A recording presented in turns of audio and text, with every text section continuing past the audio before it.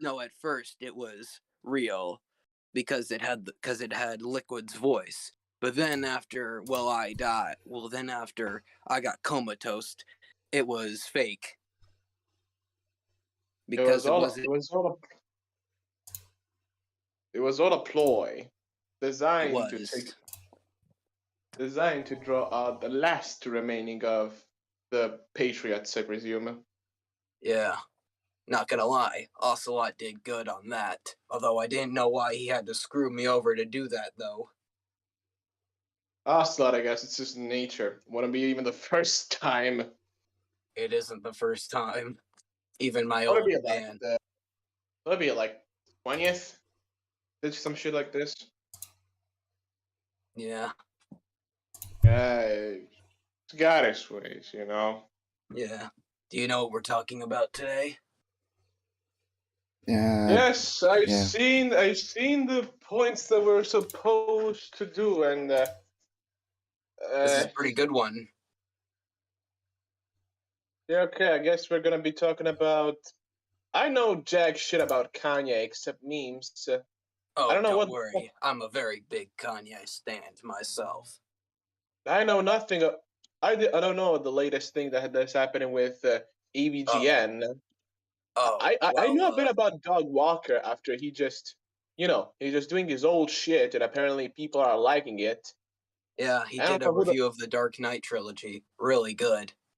Especially the Dark Knight, the middle one. You That's mean the one, just a Dark Knight. one with the, the Joker, Yeah, the Joker, baby. And most Oh, importantly, I am extremely knowledgeable of the last one he posted about fucking Funimation and fucking my boy Vin, my boy Vic. oh, well, that's where I don't have any information. That man has an art of gold. I've seen what he did, and just because he donated to some charity that apparently was slightly anti-gay, apparently they call him a misogynist. But then those fuckers have been proven pedophiles and just all sorts of vile people. Fuck those Hmm. people. Just fuck them all. Fuck them. Yeah, most mainstream anime companies are filled with leftist commies that I'm sure the Patriots would love to recruit into their ranks. Still, they did my boy Vic. They did my boy Vic bad. He was the Ed boy. He was the Ed boy. Exactly. Okay, then. Anyway, Lone.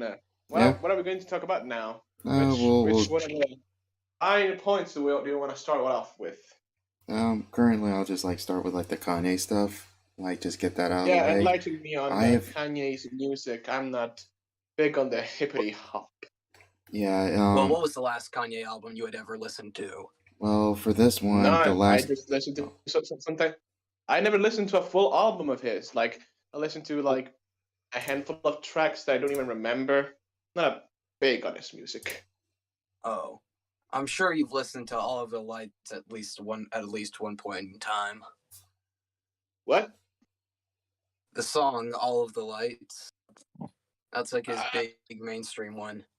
don't know about that because I don't listen to like a lot of mainstream shit on the radio because sometimes I just put in my shit that I like or stuff I heard that it's pretty good and just stay with Oh. that.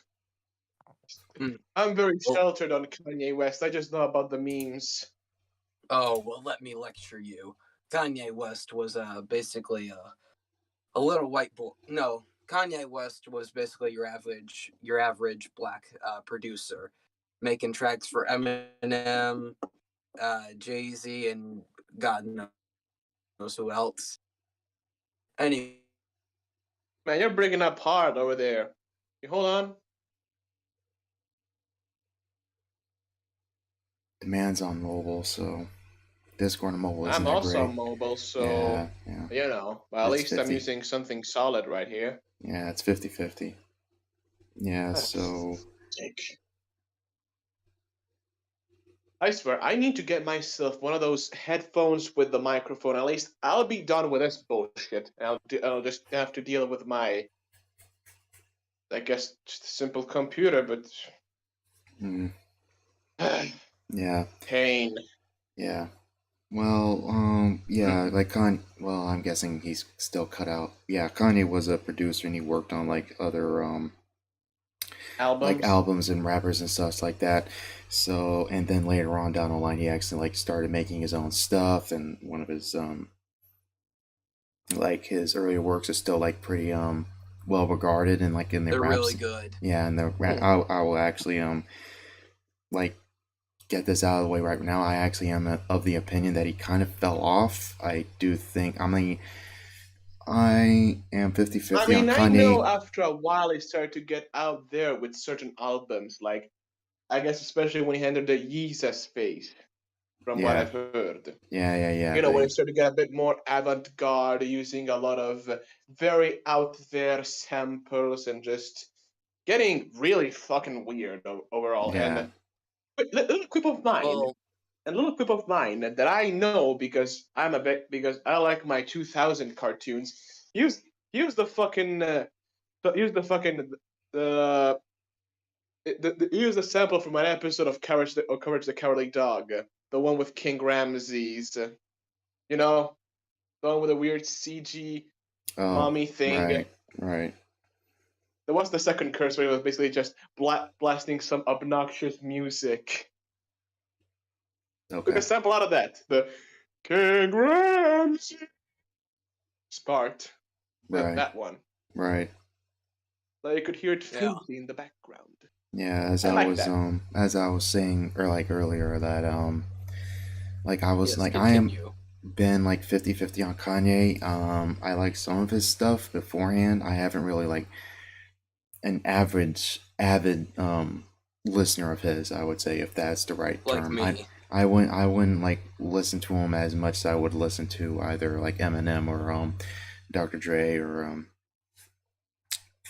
I know Kendrick some Lamar about and Eminem. yeah like and Kendrick Lamar and stuff like that Eminem though. became a So commie. yeah, Yeah, Eminem just but became a huge fucking sellout. yeah, but besides the point, like um so most of my I basically had to like jump back in like before we like did this podcast. I had to like jump back to a few of his albums. I will say like Late Resignation, that's the one. Yeah, I think that one's like really good. I would definitely say that one's better than his recent album Donna. Like one thing about I even did it. yeah, yeah, like Kanye's clearly trying to go into the he's trying to do like this Christian rap rap, community. yeah. That He's really gonna go into Christian rap for real. He's or a gonna make version it of it. okay. Yeah, he's gonna do a version of it. That's what he's trying to do. But I think we can all agree he's the best Christian rapper. Yeah. Ever since Jesus Christ Superstar. Okay, well, maybe besides that. I mean, it's Jesus Christ Superstar. That thing is a fucking classic. True. Yeah.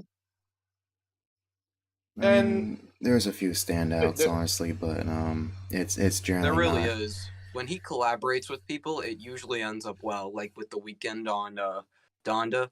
right. That was a really good song. Hmm. look, something out of pure curiosity. Have you ever collabed with like Andre 3000 or just the Outcasts? That'll be something. I don't know. Did he? He collaborated with at least a lot of unknown rappers, and then like he boosted their popularity. That's a thing he's like known for. No, Okay. like Andre 3000 and Outkast were still pretty popular because you know of those two albums that they made, and then they just kind of dipped. But you know, Andre 3000 still does some very interesting music from time to time with Big Boy. I don't Uh, know. I know more about Outkast because well after I watched Class of 3000 I had to listen to some of the discography and a lot of things about it and kind of went down a spiral. It's good. Yeah. Oh, you want to know something else Kanye did recently? What? He buried Pete Davidson's head. He collaborated with Lil Nas X, and he announced the Donda 2, but we'll probably never get it. Wait, what's the head to who buried? Oh, he buried Pete Davidson's head. Who the fuck is Pete Davidson's? Okay, Dude. so he's a guy on SNL. He's like one of the only people you could call who has a reputation. Him and Kanye already have kind of a weird history. But the main reason Kanye doesn't like him is because Pete is taking an interest in Kim Kardashian, and Oh no, no, oh no! I know about him and Kim. yeah, Sad, man. That's real sad. So it really sad. is sad to lose your wife to Pete Davidson. My God, it's the most whitest of crackers you could ever imagine. That He sounds like is, the most whitest name you could ever think of. yeah. Oh, and the man already himself, he doesn't even know what the fuck to do, and now he even loses Kim with her white, sumptuous ass. Yeah, he'll get some depression, all right. Yeah, I mean, he's already on his bipolar meds. Jesus, is he really has but that actually makes a lot of sense, though. Yeah. Ever since Ye came out in 2019, it was like public knowledge. Mm-hmm. Yeah. Didn't know that. Yeah. I just thought that he was, I don't know, a bit fucky in the head. Like, he's an artsy type. Sometimes they like Well, to I do mean, some. most artsy people usually have like several mental problems. I That is mean, look true. at ContraPoints. I thought you were Good gonna talk. cinematography, I thought you were but not gonna. good substance. I thought you were I gonna mean, talk Quentin about like Tarantino has actual that like feet artists in thing the going past. on, but let's not divulge that. I thought you were Yeah, gonna talk Quentin can about. keep his feet fetish in the corner. Thought you were gonna talk Yeah. about like actual like artists and stuff like that, like Van Gogh or like Da True. Vinci and stuff like that. Yeah, Like those are real artists. like they've had like mental problems and stuff like that. Oh no, Van Gogh was literally a very troubled man with a great vision. Yeah, Just I yeah. studied that shit when I was in junior high. Mm-hmm. His paintings were just yet so simple, yet so complicated with each stroke, and how he saw light just emanate It, for any sort of color. That was beautiful. Mm-hmm. it I know I was, but mentioned, yeah. I said it Okay. was, but he was probably just painting them thinking no one's ever gonna care about these. Why not just do whatever? Mm-hmm. That thing, really. But And then there was the whole syphilis thing. Oh, the poor bastard. Yeah, that's what really fucked with his head. I You mean, know, it when, would with any man. yeah, Literally. yeah. Kids, that's kids. Here's a public service announcement. Always wear condoms. You never know when someone could have syphilis. Exactly. All right. Also, we cut down on the fucking abortion shit. Just the whole thing about like here's the thing. The whole thing about abortion is just wear a fucking condom. That's It's really how it's evil. gonna. Yeah, it's evil to like slice babies' limbs off and let them die in the womb. But not wearing a fucking condom. Yeah. It blows my mind how they just. It's not even $1. A whole like a 10 You can pack. literally take it for free at the gas station, and who's gonna stop you? Man, if you don't want this shit happening, just wear a fucking condom, okay? This is a public service announcement. Returning back on the Exactly. whole Kanye train, please, so at least we can get this Yes. over and move to things that I probably know better. I don't Like ramble like. Cinemassacre and AVGN. No, I mean, and Nostalgia Critic. yeah. Yeah, But I think I like know bottom. much about the lore of the dog.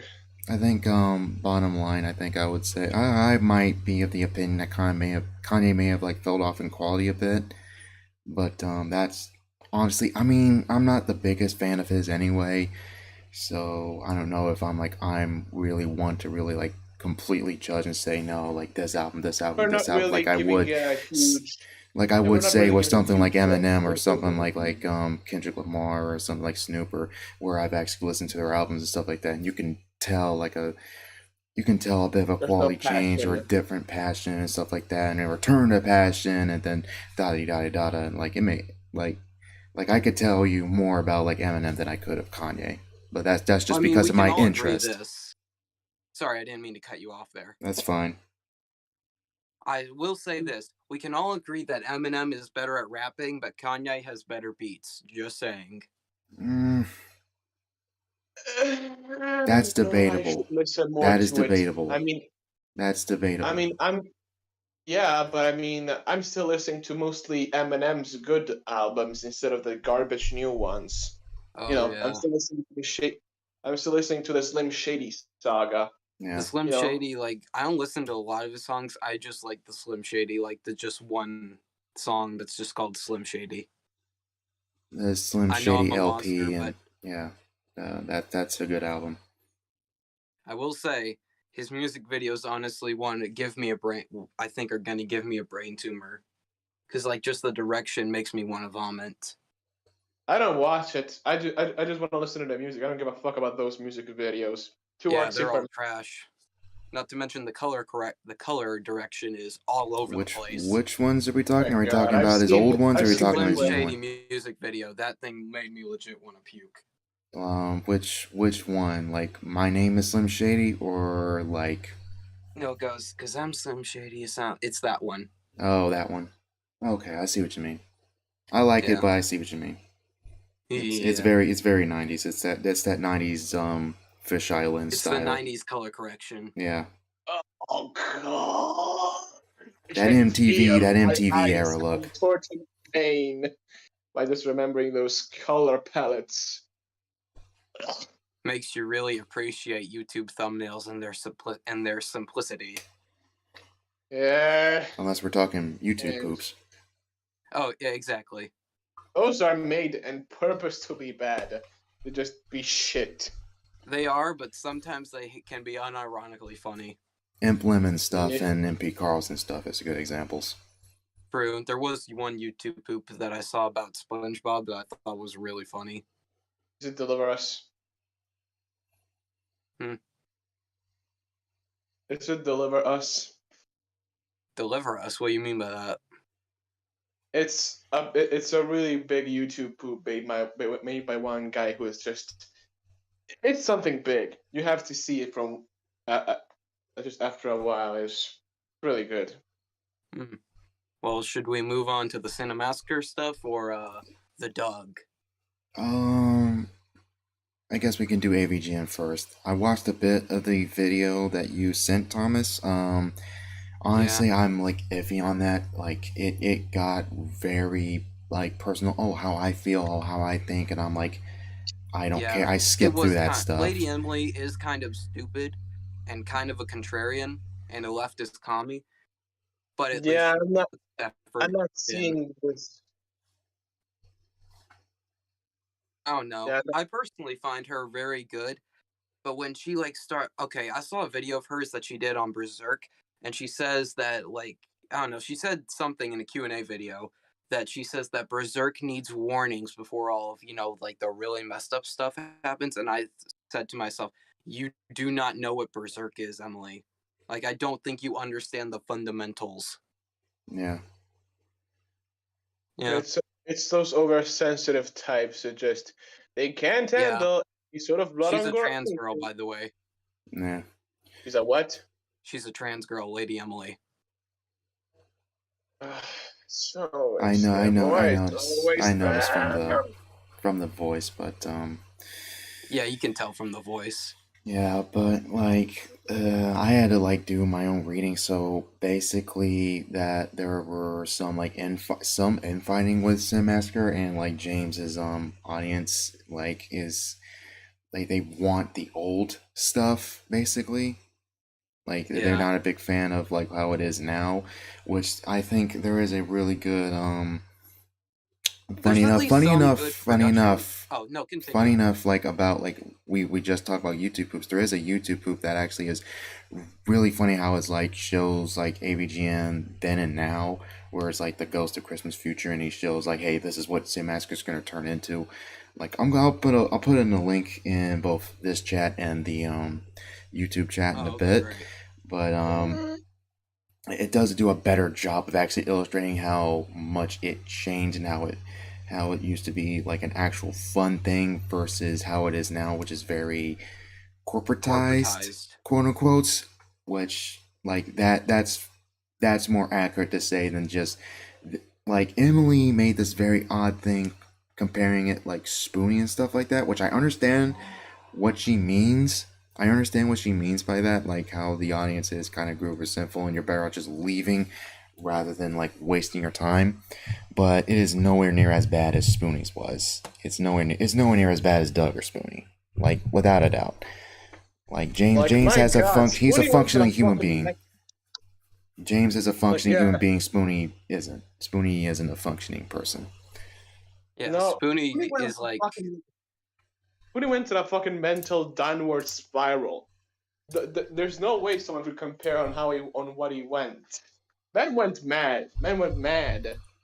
honestly, I'm just waiting for the Empleman downward spiral meme to like, I don't know. I'm just waiting for Emperor Lemon to do a downward spiral of Spoonie. I don't know. I just thought that'd be a funny idea. I mean, Coonskin, the guy behind the fucking, down the rabbit hole, did it already. So I don't know. Yeah, true. I mean, I guess he doesn't want to look too repetitive. I guess he's just doing the Caldeca night and everything about driving cars and shit. Yeah. Fun stuff for him. Not much for me. Don't care about the cars. I think there's one thing we can all learn from with the Cinemassacre and even the change the channel argument. Infighting kills a community.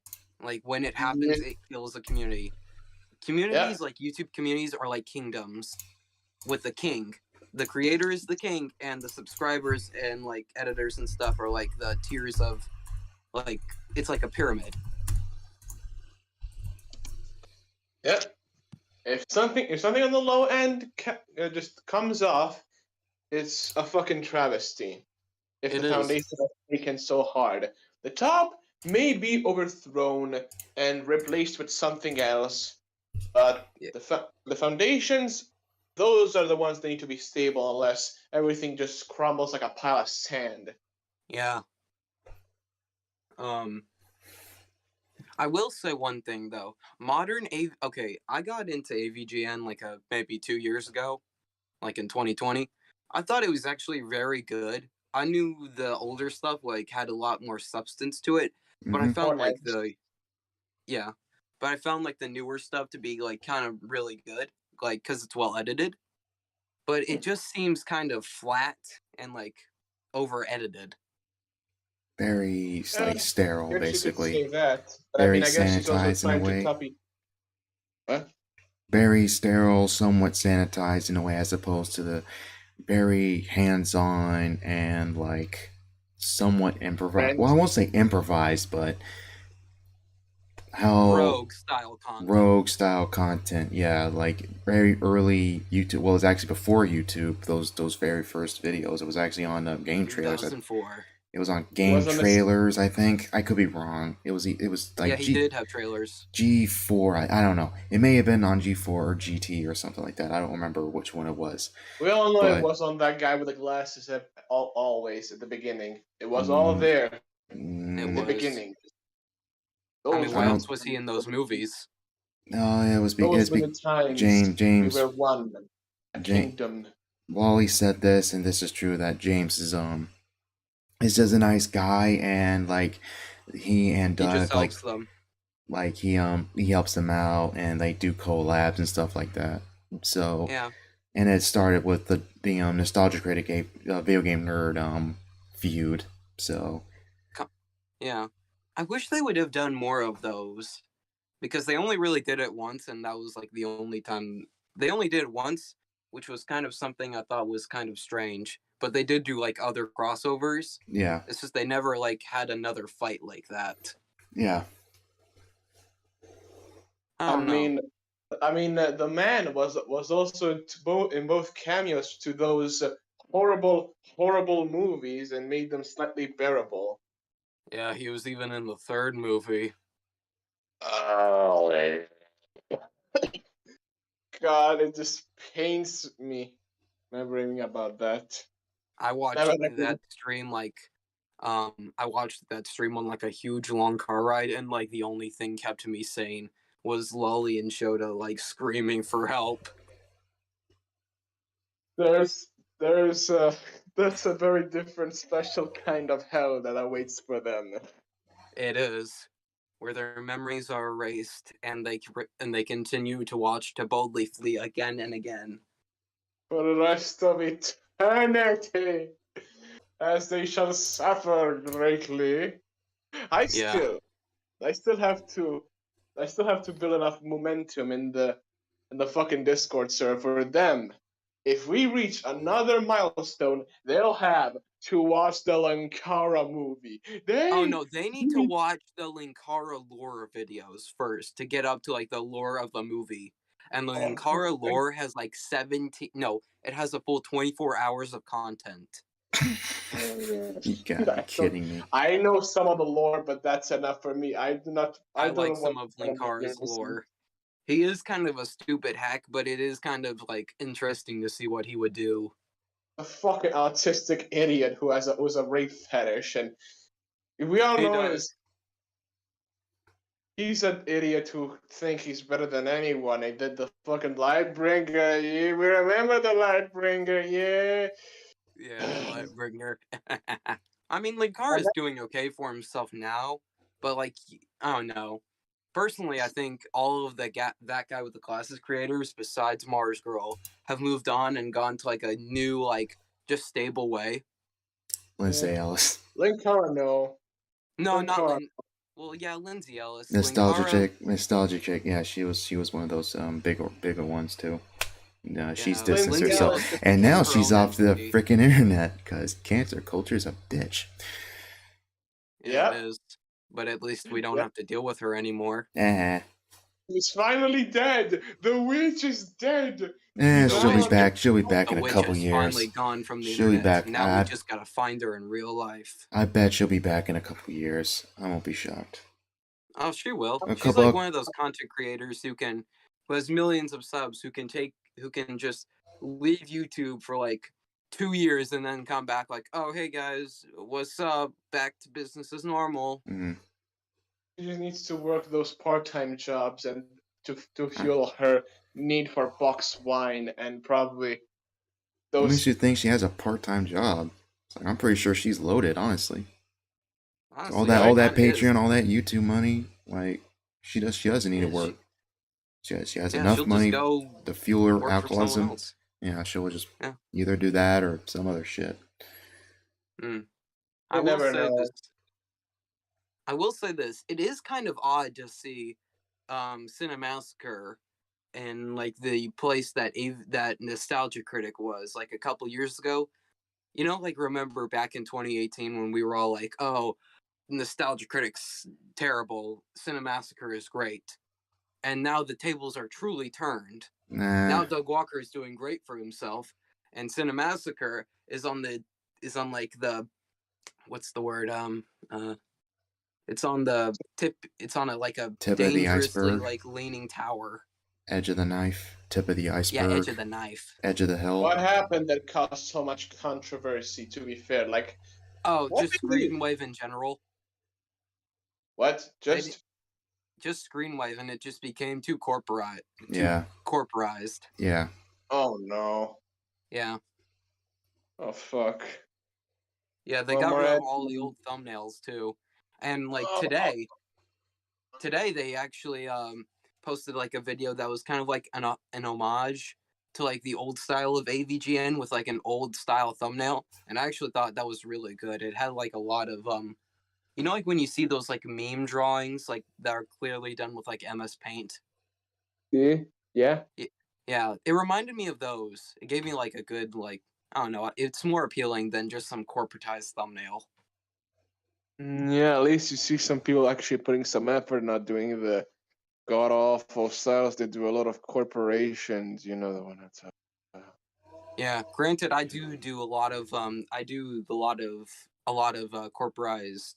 I don't know. I do the exact same thing with my thumbnails as Cinemassacre is, so like I can't even like say that. I don't know. You don't have no right to speak then. I know. I'm just pointing it out. Yeah. I mean, like it's what you said to yourself. You have no right to speak about this bullshit. Exactly. Did we talk about Doug Walker now, or what? Yeah, sure. I still think that's kind of debatable whether or not that like that the tables have turned a bit. I wouldn't say that. I would just say things have kind of muddied up a bit. Like I still don't like Doug's content at all. I still don't like any of his like recent stuff. I hate him as a critic and hate him as a freaking comedian. I think he's terrible at both, and I think he's He like, is. yeah, he legitimately is poor at film criticism and film like analysis like in general. So, but maybe I've actually he's doing discovered a if he's doing well like numbers wise, that's one thing, but that I'm still iffy on the quality of his videos. Like the quality itself is like slightly better than what was before, but it's not hard to improve on trash. It's just less true. trash, honestly. Yeah. Well, I mean, sometimes the skits can work, and sometimes they really don't. Like they really don't. But I think we can all those live action reviews with his actors are all terrible. They are. We can all agree on that. Mm-hmm. But I think that I've actually discovered the formula for like what nostalgia critics joke format is. Either one, it's some stupid skit. B, it's some quick-hearted joke or something. It's usually good. Or C or B, I've lost track. It's a reference to some actor's drama. Yeah. There's like the 3 types of jokes he does. I actually thought his Stephen King review of The Stand is pretty good.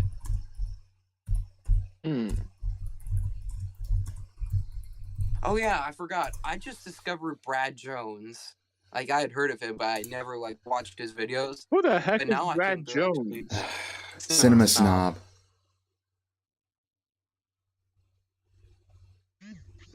Now that I've seen his videos, I think he's actually a pretty good dude. I mean, he's definitely like out of like the entire that guy with the glasses crew. Him and Phalis are like the only guys that actually are you can argue are filmmakers that you can actually argue actually True. like can make stuff. You know, granted, I'm iffy on Brad because like of his dumbass statements on the whole that failed change the channel thing, and he said like him saying, well, yeah, well, I mean, Logan Paul filmed a dead body. He still has a career. He still has a career, and I was like, wow, fuck you then. So yeah, there are also some videos of his I don't really like. I mean, there is some entertainment value to his stuff, his older stuff also. I think his passion. I think his passion might be one of his worst. The Passion of the Christ video might be one of the worst ones. Honestly, we can do an entire segment on that, but I'm not going to do that right now.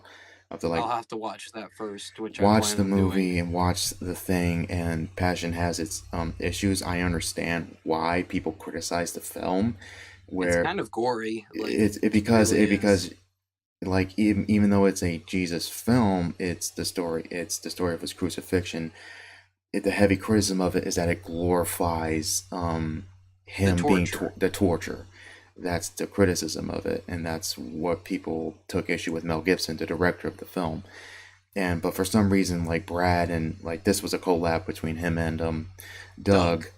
And like the video was very condescending and very fedora tipping, especially when they deliberately like for the sake of a shitty joke just changed the translation because the entire film's supposed to be in Latin. Greek? It's supposed to be in Latin, and or at least Greek. I don't know. I have to look into it because I know it's a combination. I know it's I don't know if it's Israeli and Latin or it's Greek and Israeli, but I have to look into that because none of it's in English, and they changed the subtitles and like for a shitty joke, like completely changed the translation. So they're saying the characters are saying like dumb shit, like when Jesus is praying to God, he's saying, "Oh, Taco Bell's hurting my stomach" and stuff like that, and I'm like, wow, that's a shitty joke. Yeah, and there's a couple other moments like that in the review that I just thought was just poorly done. But that's just them just ragging on a movie, honestly, and they did a very shitty job because there's ways of doing that and being intelligent and not being a fedora tipping like fucking amazing atheist dipshit. Like, yeah, Don't be Linkara is like the point. Don't be one of those Reddit guys. Yeah. Yeah, They you can stink. tell. Yeah. If But Reddit other than became that, I would definitely say Simistop is has good content though, but it's just iffy on Brad Jones as a person, honestly. when he's reviewing a good thing, he'll make good jokes. When it's his usual thing that he reviews, which is crappy movies, Slockfest, and like pornos, and so it's like from the 80s and 70s. So like those are he Did generally. you review Italian Stalin? I don't know if he did. He might have. I'll have to look into that because it does seem the type of thing he might have reviewed, but I don't really know. I'll have to look into it. It's all left to see if he did something to upset the great nation of Italy. Yeah. Cut off your pasta supplies for this sin. Oh no! But now what am I gonna do with all this pasta sauce I've hoarded? Dip your bread into it. Like Jesus That's would have gonna be- wanted. But Yep. What else? any other things to add on, Doug? Let me think. Actually, I don't think I think his style of comedy may have been improved during these last years. Like, I think he knows maybe he needs to put a bit more of brevity into it, and not just drag it along. I think he might have learned a bit. I think he needs to stop putting Brad Jones into things. Who the fuck is Brad Jones anyway? No, not Brad Jones. What's his brother's name? Oh, Ted. Rob Walker. He cut Rob Walker from the whole thing. He doesn't have any charisma at all. I see. I mean, the The only thing dude. he I don't plays think is he. Santa Christ. Yeah, Santa, because he's been there from day one. Like, Yeah, so he I don't. is. I doubt that Doug's gonna cut his brother out at all. He'll only. I know. I think Doug has been foreshadowing some demo reel content, which is why I brought this up in the chat. Like, that's why I brought it up, because I thought that was like really interesting. Like, oh, what are they gonna do with demo reel this time? Oh no. I Yeah. foresaw great pain in the future. Which really is so fucking stupid. Like, even other people. I forgot this other podcast that pointed this out. Oh fuck! I hate everything is on it, and I'll have to look into it. They did a Is good it job. EFAP? It's not EFAP. It's not EFAP. Oh, I EFAP don't actually. watch EFAP. EFAP hates. Are you- I hate everything. I hate everything is on the podcast, but I forgot what it's called. And they point out Walker's work. They point out the his god awful video on the Pink Floyd one, The Wall. They point out Yeah, that The Wall. demo reel, and I think a couple others, and they point out how pathetically lazy it is. And they're like, it doesn't take that much to make something look good. You can be on a budget and still make stuff look good. There are movies you that can have do like the lo-fi, you can do like the lo-fi aesthetic of like, I don't know, they could do like the lo-fi aesthetic of like funny images with what you're saying, like what Red Letter Media did with Mr. Red Letter Blankets. Media was like perfect with this, with their skits. Yeah, they were. They have entire plot lines with some of their videos. Like people have done edits. Half in the bag, like plot lines, like unfold in like a huge video. It's insane. amazing. Like they do a great job with that though. And even the podcasting point out like Quarter Crew, like those Quarter Digital, like those guys are nuts with their effect work. Like they do like digital effects, and like they're not like, they obviously have some money behind them, but they're really creative and they're really good and they know what they're doing. And you see they're behind the scenes on like practical effects, digital effects, fight choreography and stuff like that. I recommend people in chat like watch their stuff. It's really good and rarely insightful if you want to be in filmmaking at all. Like it's really good and the stuff they do is insane. So when you look at Doug and you know there's money behind the stuff he has, it's you like, just think, it's where's lazy. the money gone? Where the fuck did the money go? Exactly. It's lazy. It's just lazy. I mean, Channel Awesome at least has to bring in around $600,000 a year. Exactly. That's how production companies work. Exactly. They have their own production like studio, and they like compare that to Red Letter Media, who also has their own production studio. Don't do that much with it. Yeah. Yeah. They just house their costumes. They have their few little things here and there, and they have little rooms for skits and stuff, but they don't do anything really creative. Yeah, you could. I mean, out of all of like these like big group YouTube channels like Cinemassacre, Red Letter Media, and Channel Awesome, it makes more sense for Channel Awesome to have a podcast than Cinemassacre. Like, it just makes more sense in my mind for that. Right. Like, I don't know why, but it just does. What else? Yeah.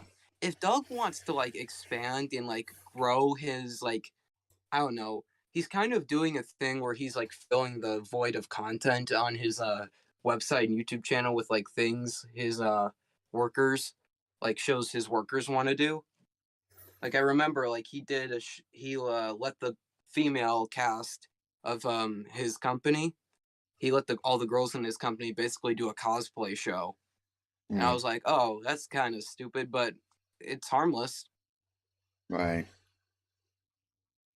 Yeah, it doesn't really fit, but it somewhat would work. I mean, I don't know. What else? Oh yeah, why hasn't Doug like expanded his studio like at all? I have no idea, honestly. Is it because he wants to like slowly grow his money? Like, is Doug a millionaire?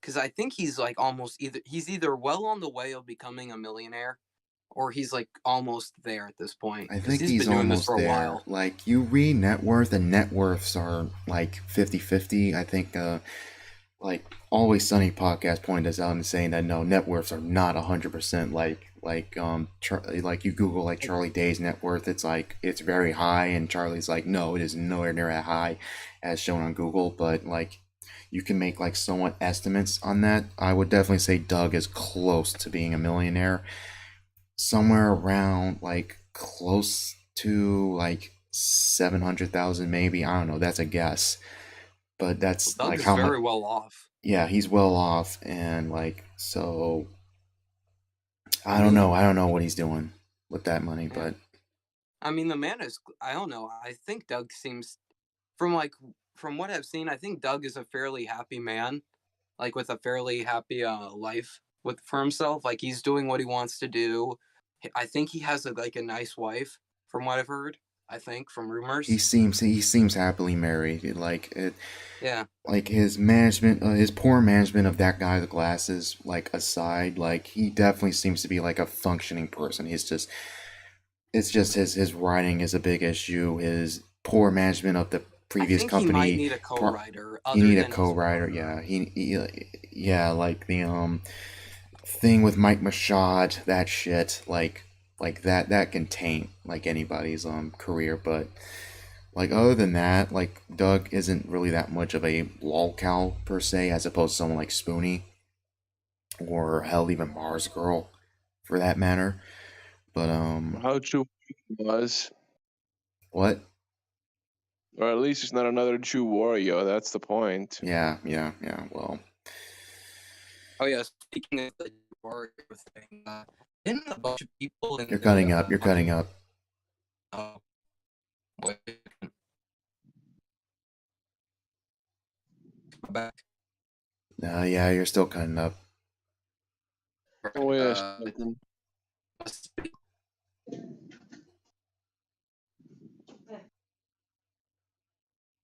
All right. Nah, it's still shoddy. Okay. Hold on a second. All right. I guess we might if possible, make. Should we talk about Barstool now? This ties into Funimation in a bit. Like, this should have just been one. This is kind of on me. We should basically like talk about like the whole Funimation thing and recent revelations with a certain actor that Frieza's VA apparently like inappropriately like touched a minor, and he's like getting like defended by everyone in Funimation. Meanwhile, like Vic, who's basically done nothing, is blacklisted from pretty much major production companies. And, Well, I mean, that's because he's the voice of like a Dragon Ball Z character. Who cares? He has enough money. I mean, like Vic as well. Like, if we're talking Vic, like Vic is fine. He's getting work elsewhere. It's still shitty that like other companies that Yeah. like even after the defamation lawsuit and stuff like that, like that he's still getting like blacklisted from like other voice works and stuff like that. Especially Rooster Teeth. Like, fuck those guys. But like, it's still messed up how they completely turned their backs on him. Meanwhile, like upfronting like this other jackass who like Yeah. who deliberately did stuff and practically defends his actions. And Mars Girl, one person who was a massively kick Vic individual, like is just saying nothing also. And it's ridiculous how like the double standards are. Like Nick Rekieta did a really like there's a clip out there of Nick Rekieta doing a massive like rant telling people in Funimation to go and die in hell, and like he is 100% correct in saying no, fuck Funimation and fuck all the people involved and fuck I all mean, the Funimation people. just doesn't do that many good dubs. Yeah, and Like, Can you honestly. remind me about Nick Rekieta? What's the big thing that he did in voice acting? Nick helped out Vic Mignogna. Like Vic was like Nick Rekieta was pro Vic. He was pro I stand with Vic, and like Yeah, and he yeah. but I guess he's a voice actor. What he did about voice roles, because I haven't heard much about him. I don't know about that. I know he's in the I think he's in the movie Daily Wire's newest one with Gina Carano. I know he's in that. The little Is western he they're in doing. the comment section? What? There's a new Daily Wire show called The Comment Section. No, I don't think he's in that. No. Ah, shame. I wanted to ask, what were his past voice work if he was at Funimation? Because it implies I that. think he may have done like commissions or something like that. I don't really know because the dude knows his stuff, but I can't tell you what he's been in because I never looked, and that might be something you So have to wait, look hold on a into. second. I know some people from Funimation also did some voice work for Ed and Eddie. Did Funimation actually just did the voice work for them, What or do you no? mean?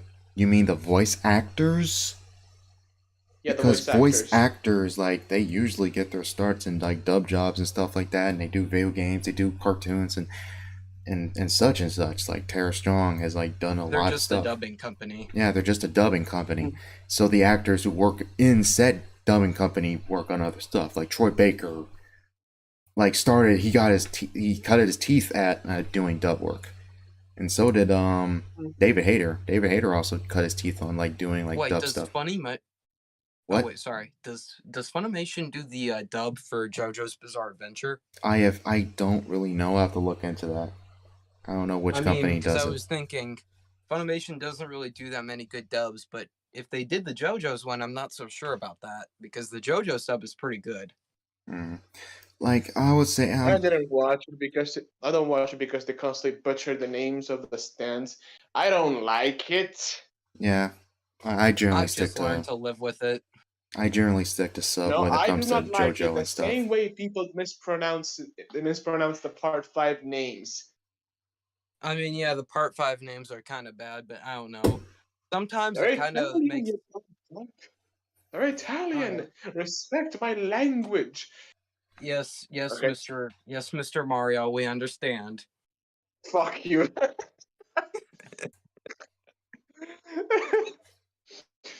uh, I don't know. Sometimes they change the names, and sometimes it works out, like King Crimson being changed to Emperor Crimson.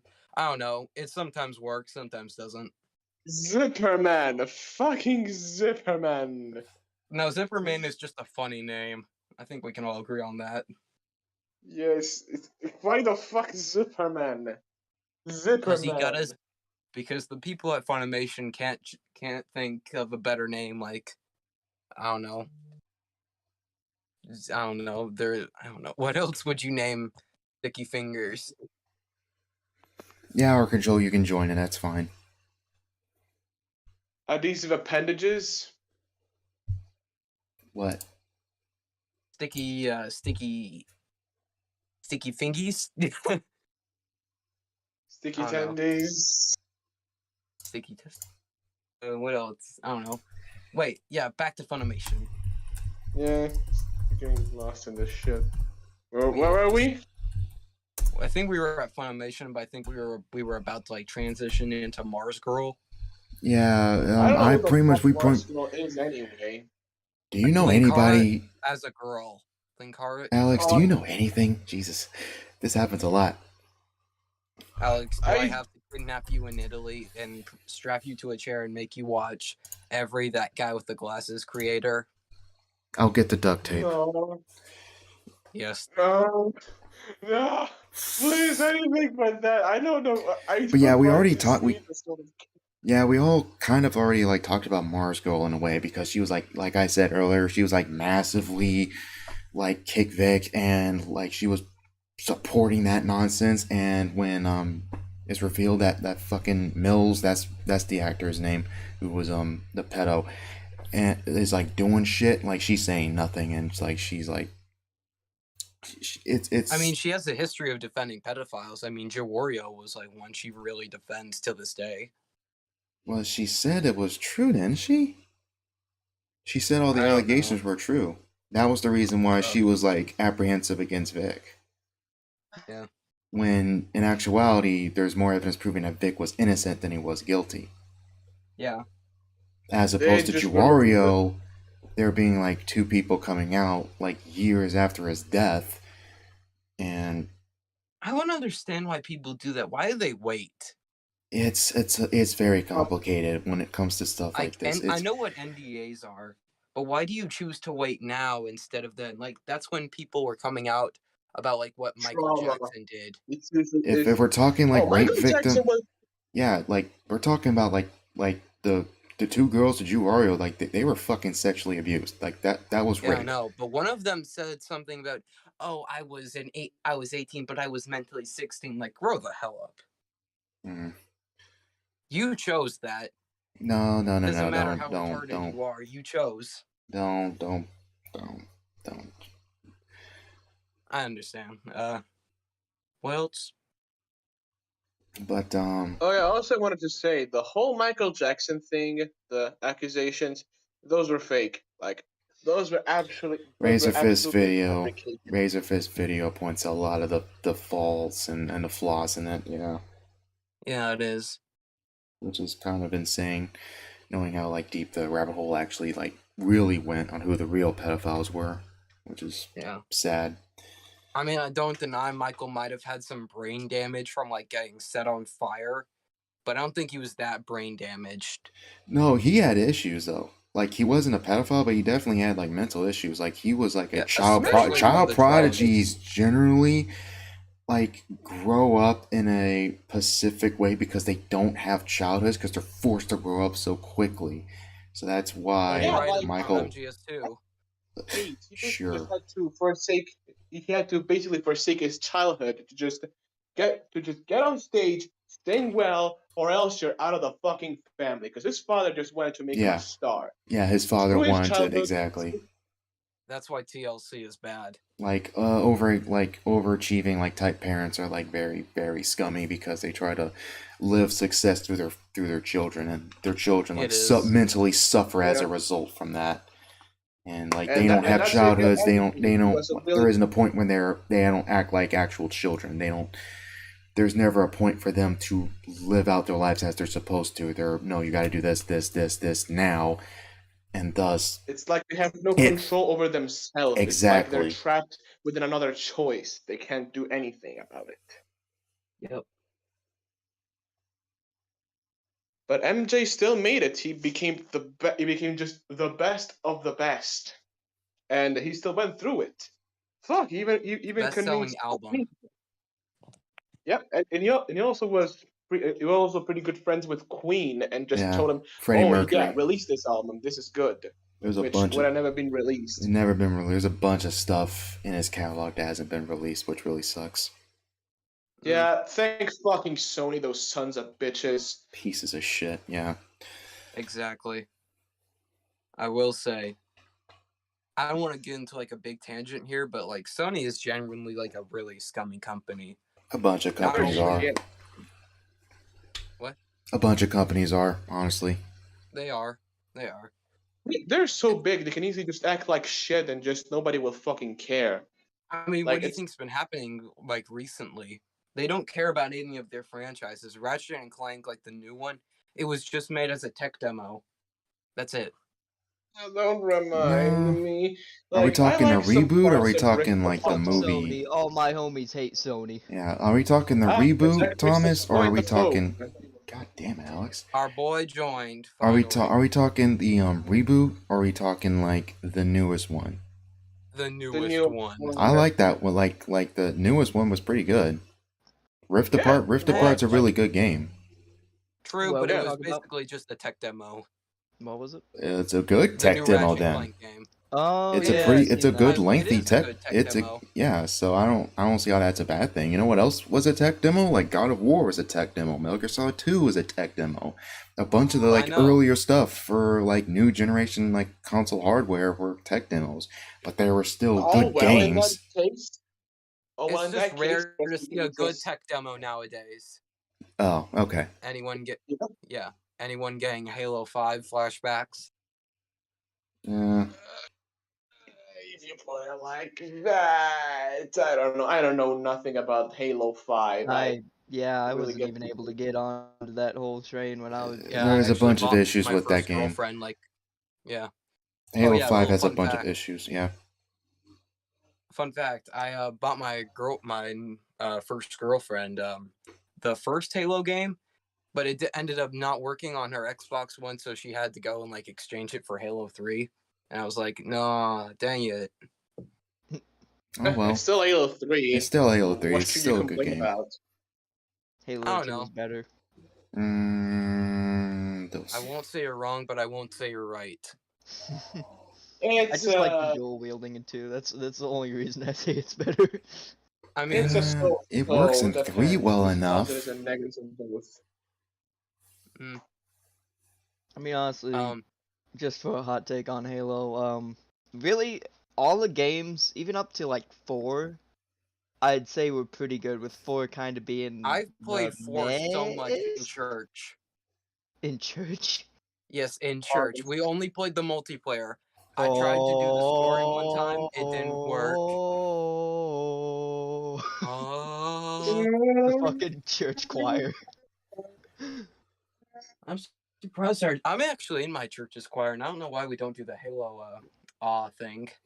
Dude, that'd be Or so maybe- fucking sick. I would actually go to church if that started happening. Or Yeah. maybe hear this. Maybe hear this. How about you try some of the chants from the hold on. English working needs to come on. English As I was saying, stopped working. yeah, as I was saying, why not even try and practice some of the chore from the fucking for some Warhammer games? Here I bring it again. The church just starts fucking chanting Mechanicus. The church starts to turn into an imperial class titan. It just becomes a fucking 40k cult. Good god. You know, if Yes. if the theory of multiverses is to be believed, it's happening in at least one timeline. That brings a smile to my face. You know what else? Okay, I don't want to like branch off, but I don't know. I want to bring something new to our table because we've kind of gone over like every single topic. Yeah. I don't know. I wanted to. Oh yeah. You want to hear a little funny story? Sure. Sure. Yeah. Okay, so about like a month ago, I was just starting to take an interest in Metal Gear Solid, and I heard, oh, Part 3 is a prequel. I'll go get it. So I went to my local game store to buy the $10 Metal Gear Solid 3. Guess what ended up happening? What? It was locked at the menu, and I couldn't start the game. So now Why? now I have flashbacks of PTSD of like the select Metal Gear Solid dun dun dun dun dun dun dun dun. You know that? Isn't 3 the one that had that weird ladder thing where you go up the ladder and it just starts Yeah, playing that music? was good. Yeah. The best boss fight in any game. Thomas, you have The a boss. you have the PlayStation 2, right? Yes, I do. So That's how I make my YouTube show. which version of 3 did you get? The standard version. So you got the original version? Well, I just got the disc. I didn't have like the box. I just had the So standard you version. didn't get Subsistence? No, I didn't, but I'm going to because that's like the only copy at that store, Game Exchange. That's what the store is called. That has like what I think is a working copy. Okay. That's the better one. That's the one on the HD version, because that version allows you to move the camera, while in the original version it's like top down. But it's like MGS2. You're locked. You're locked, and because the game doesn't have like a radar, it automatically makes it more difficult. The Subsistence version changes it. That was really strange. No radar, really? It works for Subsistence, I would definitely say, because it forces the player to like look around, and because the free camera is like it's third person and not like top down, like locked. Oh, so it's like a Splinter Cell where you can like change the camera to like. Oh yeah, I'm actually playing Splinter Cell for a video of mine. Cool. Oh, neat. Yeah. That actually kind of reminds me. There's a time I went to go to GameStop, I believe it was. How dare you filthy swine. Yeah, I know. Back when Anthem was basically like completely dead in the water, there'd been some like weird Anthem.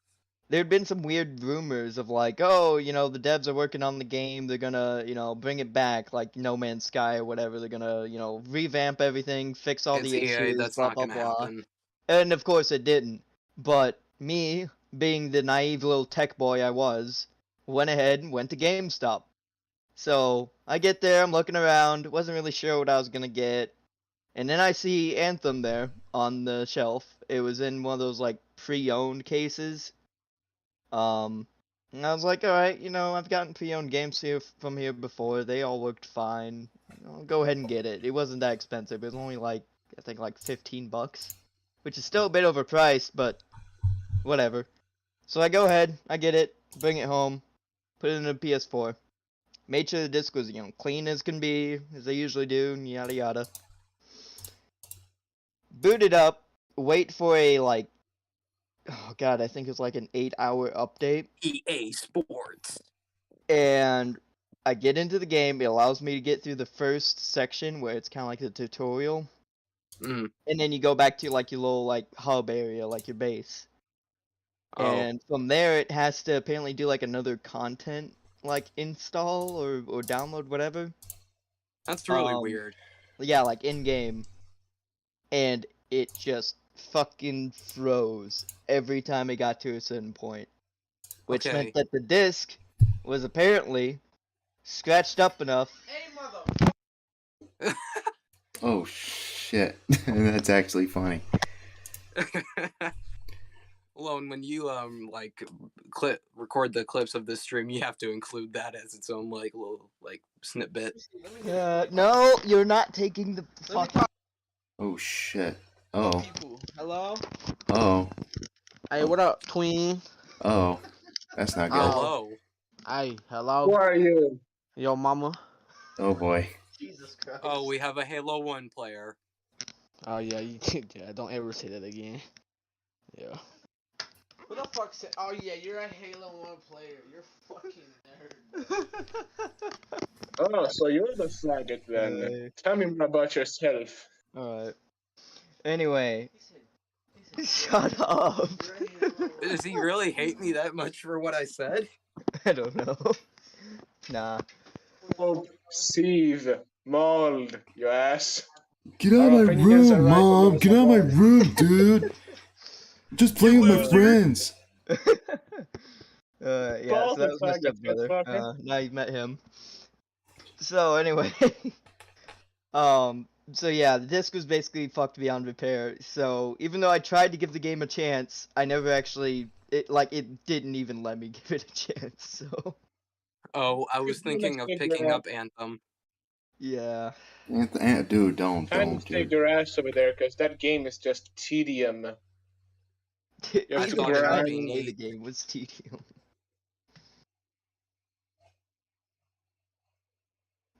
Anyway. Well, yeah. What do you guys think? Okay, I know I brought this up on another podcast thing, but like, what do you guys think? You're cutting up again. Yep. Need to get better internet, dude. Radio machine spirit. What? You cut out completely. You need better internet. Well, like the Wi-Fi at my house sucks, so like this is all I got. Well, what's the best Metal Gear game? Because I'm thinking of like buying the others. I know I'm gonna get like the good version of of 3. So like, yeah. What are the other good ones? Obviously you need to get, like, if you plan on going through the entire like series, I recommend you like, do you have a PlayStation 3 or no? Nope. Okay, what are you what's your consoles? You have a PlayStation 2 and what else? An Xbox One I've like almost never used. Okay. So I'm thinking of getting a 360 though, so that might like help things. yeah, because like the other games, like there are games in the series that are canon and that like have the story that are like Metal Gear Solid 4, for example, I believe is only available on the PlayStation 3. Oh wow. You can get it on Yeah, emulator. I have 4. Yeah, so there's 1, 2, 3, 4. There's Portable Ops, Peace Walker, and 5. Okay, like those are the main games. And there's Metal Gear 1, there's Metal Gear 2 also, but you I can already get have that 2. like Metal Gear, like the OG, not Metal Gear Solid, Metal Gear, like Metal Gear 1, Metal Gear 2 Solid Snake. Like those are on the HD collection, and the also the Legacy collection also that I do plan on getting. I have the HD collection. I plan on getting the Legacy collection at some point soon. But which that has like the games that I mentioned except 5. Has all the games except 5. 5 is the The only one newest. who thinks that the 5 is the newest one that came out in 2015. There's also Ground Zeroes. That's basically the prequel. Call of Duty ripoff with Metal Gear Solid characters. No, like Ground Zero. I wouldn't say that. Like Ground Zeroes is just like the prequel to the story, the companion piece to the story. Though, but there's versions of 5 you can get like with that and Phantom Pain. Mm-hmm. So, okay. In terms of timeline order, it's 3. Then 1. No. It's 3. 2. No. It's 3. I'm not counting Portable like Ops. the 2D ones. No. These are the PlayStation portable ones. One of these have been moved to the HD collection. Portable Ops, for some reason, has not been moved to any of the collector's edition.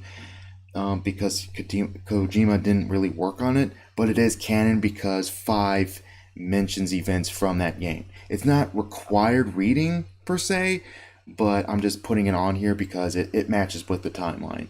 So it's 3, Portable Ops, Peace Walker, Ground Zeroes, Phantom Pain. That's both of those are Metal Gear Solid 5. Then Metal Gear 1, Metal Gear 2 Solid Snake, Metal Gear Solid 1, Metal Gear Solid 2, Metal Gear Solid 4, and then if you want to count Metal Gear Rising and Revenge, then it's Revenge. Metal Gear Rising Revengeance. It's just the one game. It's just. Am I the only one who thinks Rising Revengeance might be the best one in the series? It's short, but it's really good. I do. True. I unironically would love to see what Kojima's original plans for that game was, because he originally was working on it, and it was in the Fox engine too, which would have been awesome to see. It would have been awesome to see an early version of Fox engine, and you see that it would have been different. The detailing would have been more, and it definitely would have been a gorier game.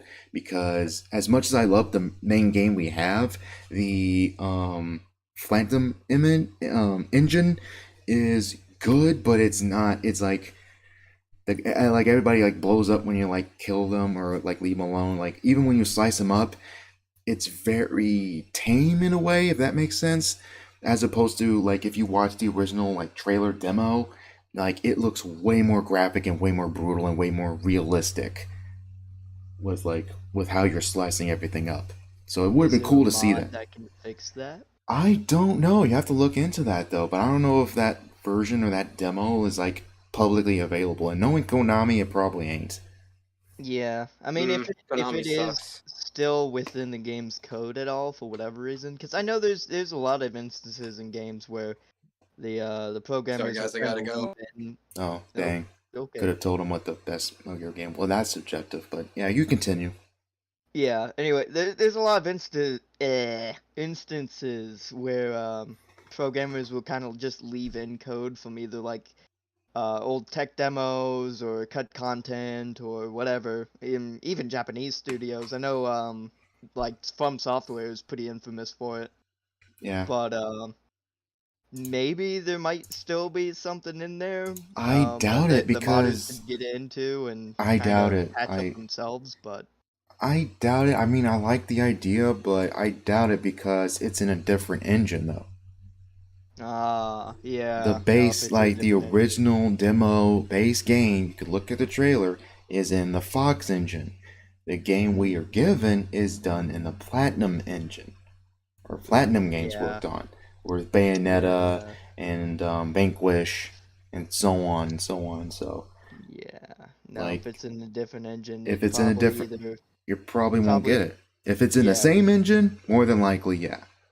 Yeah. So, if it's in a different engine, it likely just isn't even there at all, never was, or it's there but it doesn't work at all because it was just ported over or something. yeah, you have a better chance of getting into Metal Gear Solid 5 than you do in this, and you'll have to mod the hell out of that game to even get a sliver of what like the Metal Gear Solid Rising originally was going to be.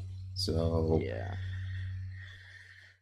especially as the gore in 5 is I won't say non-existent. It's only in select cutscenes rather. So they obviously didn't program the soldiers to be like dismembered in a way, as like comparison to like Shadow of War or Metal Gear Rising or Ninja Gaiden and stuff like that, where Yeah. like enemies are generally like intact, even when you like blow them up with like C4 and stuff like that. Yeah. So I that's something you'll have to do- get into the code and get into the animation stuff to like do, which I think it's possible, but that will be massively time consuming, and I have no idea if anyone would do that. Yeah. It does always like confuse me with how just weird game publishers seem to be with what kind of gore they allow in games. Yeah. Because like you get games like like Shadow of War, which I believe only has like a T rating. No, it has M. It has M. Both Oh, it does Shadow have M? games have M. Yeah. Oh, okay. Yeah, so like you get games like that, but then you get games like I don't know, like Star Wars Jedi Fallen Order, where like actually this is a good example. Jedi Academy and even Force Unleashed. Force Unleashed and Force Unleashed 2 Wii and the Yeah. Force Unleashed main game on console have Yeah, dismemberment. all had like lots of human dismemberment along with like animal and whatever dismemberment, but Fallen Order on the other hand had zero human dismemberment, but You had it was okay to droids and you slice had up all the cute little creatures and droids. yeah, which was annoying, honestly. It is, because it kind of brings you out of it. Especially when you're walking into locked doors and stuff like that. It's like, oh, this door's locked. It's like, dude, you got a lightsaber. Come on. It's literally, you see it in the first fucking film. They just slice through blast doors. It takes a bit, but still. I mean, yeah. And you see it all the time in Clone Wars, where they'll just slice straight through, like, regular old doors and all that. Yeah. It's weird. I mean, the best way really to hope- bypass that is just say that everything's ray shielded. That's all you have to do. Just say, oh, this thing's shielded. I can't use my lightsaber. Yeah. Like, there you go. There you go. Yeah. I mean, like, literally that, like, because, yeah, lightsabers can't cut through, like, ray shields and certain other types of energy shields, but... And certain metals, yeah. In certain metals, yeah, but those metals are usually, like, extremely rare. Extremely rare on, like, 1 or 2 planets. Yeah. You got, like, cortosis, which I believe actually, like, it can, like, disable lightsabers, like, for a bit, where it'll actually shut it off. Yeah. And then you have the other one, which I guess, like, you know, like Beskar or whatever. Beskar, the Mandalorian armor, yeah. Yeah. It just blocks them, but, yeah, I don't know. It would be nice to see, like, just a Star Wars game that actually had, like, people who were as passionate about it again as, like, LucasArts was back in their heyday, where even in, like, I guess, like, the most, like, non-anticipated, like, or hyped up titles, like, you had, like, Force Unleashed, which kind of came out of nowhere. They just put a ridiculous amount of work and passion into it, and every single little detail, and making sure everything actually felt good, and, you know, behaved well, and all this and that. Like, they had to make a whole entire, like, new engine just for the force effects, where it would, like, you know, tear up the terrain and all that, and deform everything. Yeah, and Euphoria, the ragdoll system, which ended up getting used in GTA. Yeah. It's like, yeah, it's crazy how much actual, like, love and care they put into those games. And not to say that Fallen Order is bad in any way, because it's definitely still a pretty good game, but it almost feels more like Uncharted Star Wars with lightsabers than it does, like, you know, like the older games, like Force Unleashed or Jedi Academy, or, right, yeah, you know, stuff like that. Still a solid game. It's just, I think the obvious issues with it is some of the gameplay. I was saying, like, the gameplay is good. It's just a missed opportunity with the different lightsaber like types. Like, if it was Force Unleashed, you would have, like, different lightsaber branches and different, like, lightsaber combos, like Devil May Cry, and you could just switch a style mid-combo and extend the combo, but it doesn't do that. It's just a button. Yeah. Which really sucks. That's something I fucking loved about Force Unleashed, is actually just being able to sit there and juggle enemies in the air, using your lightsabers or force combos or lightning and all that. It literally kind of felt like Devil May Cry, but Star Wars at times. If that is okay, that's a hot take, but I won't say that, you know what but I I mean. get what you mean.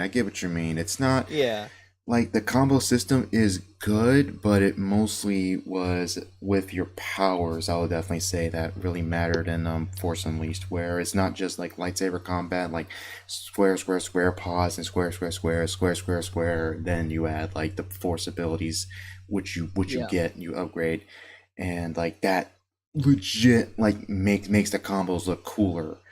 And I mean, yeah, I remember there's a lot of times that, like, going into combat, I'd, like, open up with a force power, like either, like, force dash or force lightning, or maybe, like, some force push or whatever, and then I'd go in, do a couple saber strikes. I remember there's one upgrade where you could actually, like, apply the force powers to your lightsabers, and you could do, like, a downward slash, and then I usually follow that up with, like, lightning or whatever else, or maybe like a lightning force push, whatever. It's if you actually look up some of the gameplay from those old games on YouTube, it's pretty sick. Yeah, they are. I've done a few of them. I still have the games. I still play them time to time. I wish I still had the games. The only game I still have on my PS2 is just, like, Star Wars Battlefront 2. I think I have, like, one of the Medal of Honor games, and I have SOCOM. All right, those are good. I mean, it's not impossible to get, like, an emulator, though. I mean, do you have a PC or no? Oh yeah. Yeah, you get an emulator on get a PlayStation 3 emulator, test out the systems, and it should be able. It's a hassle to get working. I don't have one for my system yet. I need to upgrade my hardware currently in order to like get more, because I do plan on getting more emulators in the future, just not on my current hardware. I definitely plan on getting a PS3 emulator, mostly so I can play the games that are no longer available, like Spider-Man, like Web of Shadows, and stuff like that. Oh, yeah. Yeah. Like, the only way to get that game is ISO. Yeah, I do always gotta wonder how those games actually handle on emulators. Like I've seen them. I've seen gameplay of them. They seem to handle well. You definitely need to like tweak your system and definitely watch a ton of tutorials and stuff like that and say like what format you want it to be in, like 1080 or you want it in 4K because there's settings for that stuff also. But if it's too much, you have to dial it back a bit. So Yeah, because I know there's certain games where if you try to up the graphics quality or something above what it was, like what it can handle, it will just completely mess up certain things. Or like even that with is like true. frame rate. Frame rate, yeah. But if your Yeah, I computer know. can handle it, and there are some cases where it looks really, really good like that. Like I've seen Yeah, I gameplay believe. 4K upscaled games on like for like PlayStation 3 games and they look really good. So, Yeah, but it depends on the game, obviously. I believe I saw some Force Unleashed gameplay on PC not that long ago. Well, let me Yeah, see. it's on PC, it's on Xbox, so Is it actually like on the Steam store like PC or is it just like emulator? it's either on Steam Store or it's somewhere else. Hmm. Yeah, I know like there's one game, for example, that had it was like a weird thing where if you up the frame rate on it too much. I believe this goes for quite a few games. If you up the frame rate on it too much, it'll actually like severely mess up a lot of the game mechanics just because it wasn't meant to operate on that kind of frame rate. So Mm, like some features would just completely break, others would just be like really off and act all janky and stuff like that. So yeah, it's oof. It's a lot to get into. yep. And honestly, I'm still quite new to PC myself, so I'm still figuring a lot of this stuff out. Oh, yeah. I get what you mean. I get what you mean.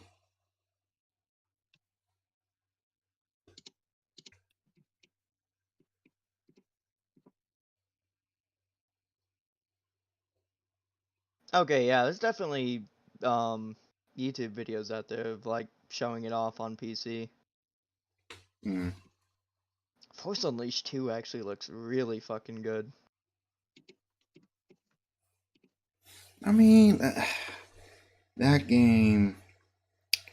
I like the game, but like there are issues with it. I really hate the fact that they rushed it. Yeah, They rushed it like under like a year, which is impressive that they got something somewhat passable out there.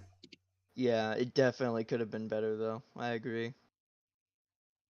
Yeah, Ultimate Sith Edition's on is on Steam for 20 Okay, bucks, yeah. and Yeah, I remember that. It was like the only edition I could find on Steam, which was odd to me, if considering it's like that 20 bucks and it has like all the DLC, I'm pretty sure that's a steal, honestly. Oh, yeah, true. All the costumes and the 3 DLC, the alt ending where you're basically in Darth Sith. Vader's place. Yeah, you're a Sith. Oh, yeah, yeah. Um, I thought for some reason I thought that Ultimate Sith Edition was just one of the kind of offshoot editions they did where it didn't give you like all the DLC and stuff, but No, it's all the DLC. Yeah. okay. Yeah, 2 also had some story issues I wasn't the biggest fan of. Um, Yeah. kind of like I guess the whole cloning thing was a bit oddly done. I didn't I'm iffy on it. I do I am iffy on it too, like like. especially after reading the novels, because I ended up getting like the novelization for both 1 and 2, Mm, and I highly recommend them for 1. They're super fucking good, and they I've actually read the fix a comic. lot of the Yeah. yeah, they fix a lot of like the story issues when it comes to like in-game stuff where they actually kind of keep it more in line with Star Wars continuity and lore and all that. Mm-hmm. Um, and yeah, they just do a fantastic job of it. But yeah, it's one of those things where it's like into it actually brings up the fact that Clone Starkiller's struggling a lot more with the fact that he's a clone. He's kind of having like an identity crisis throughout the whole thing. And not to spoil anything, but he does end up kind of resolving that issue in a really nice way that I actually quite liked. So I've read a bit I'm of the still novel. kind of iffy on it, but yeah. I've read a bit of the novelization for the first game. I haven't finished it. I might pick it up at some point. 2, I have not read at all. I've heard good things about it. I've heard really like brutal things like in the gameplay, like in the not in the gameplay, the book, where it changes like the force repulse to like him, like in the game, like enemies like turn to ash when it's fully upgraded. Like in the book, is like he's just like everyone's just a mist of red. Basically, like it's a Yeah, lot gorier, which is it's pretty fucking cool metal. Yeah. and pretty close to like Star Wars lore in the books a lot more because like Force users in general are way more like darker and graphic in like the novelizations and some of the comics and stuff, more so Oh in the yeah. movies because Oh yeah. like a Sith can literally like crush your spine if he wanted to. Yeah. So it's cool hearing stuff about that. I've read a bit of the comic also. The comic for Force That Unleashed follows 2, Boba Fett. it follows Boba Fett, which I liked. Yeah. I liked that a Yeah. lot. I'll definitely say in retrospect there are aspects of Force Unleashed clone aspect I actually think is pretty interesting. And one answers the question of like why don't they clone Jedi? That's why, because it's very dangerous and the Yeah, and most of results them end up going insane. they end up going insane and like because like cloning Force users are like it's very very tricky and you like Vader's clearly in this process like hundreds of times. Like Yeah. he's seen fail clone upon fail You clone. see all the failed experiments. He actually basically uses them as like a mini army against you in the final boss fight. Yeah. And yeah, like out of that whole project, you really only had like 2 semi-successful clones of Galen Merrick, which were, the Sith acolyte of Vader, or apprentice, whatever you want to call it, Yeah. that ends up appearing in the dark side ending. And then you have, of course, the protagonist, Starkiller, which even then, and something I also kind of liked in the books, it also kind of addresses the fact that even he is still dealing with that kind of clone psychosis issue. Because there's actually certain sections in it where from time to time he'll end up kind of losing his shit a little bit. Which, yeah, it's, like I said, it's a really good book. Interesting. Yeah, I might add that to the wish list. All right. Well, so that's interesting. Force Unleashed 3. I really hate the fact that we're not. Well, we might get it. Yeah. I don't know. Like, you can go online and hear about Sam Witwer's like him talking about the game and what it originally was going to be, and it was definitely going to pick up after 2, and Vader was going to beat you in the game. Is like no, like he's been holding back this entire time, which I think is really cool.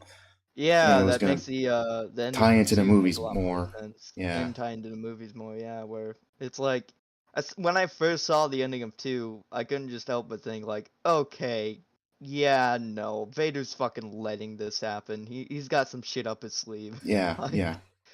Which I guarantee you, there would have been a Boba Fett boss battle also, oh, hell like a yeah. real boss battle, because like Yeah. the dude is a hair away from coming across Boba, and and there isn't a fight, and I guarantee you that was for programming reasons, and I mean, like there it was rushed. Yeah, there was actually a boss fight with Boba in one of DLC the DLC, yeah. in But the original game, but like that's different as opposed to like an actual story reason. It well, could you have been want to know cool why he didn't do it in 2?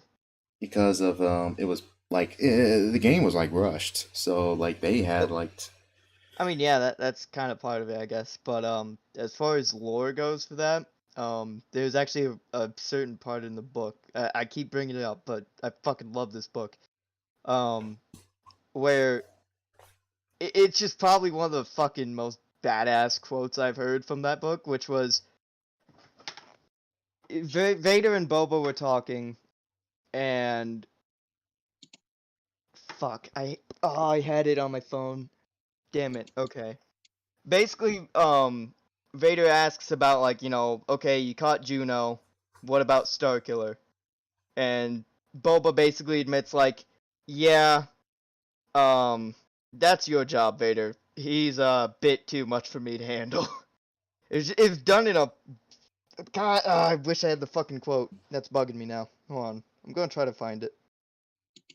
Continue on with what you were saying, though, in the meantime, to talk about my Okay. incompetence. But yeah, like it's quite clear that Boba wasn't like included simply because of like programming reasons, because they have to include someone who can fly and also shoot at you, and also they'll have to shoot missiles at you and have to like do different stages and stuff like that. And I guarantee you, they probably had that stuff in mind, because like I Boba mean, Fett's they capturing did have Juno.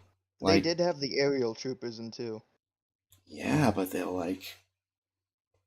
have to do something else completely, obviously. Like Yeah. have like different waves and have him like use like different weapons and stuff like that, which would have been really cool and really neat to see. It's just I Yeah. guarantee it wasn't. It wasn't because it was rushed. It was a rush game under development like a year.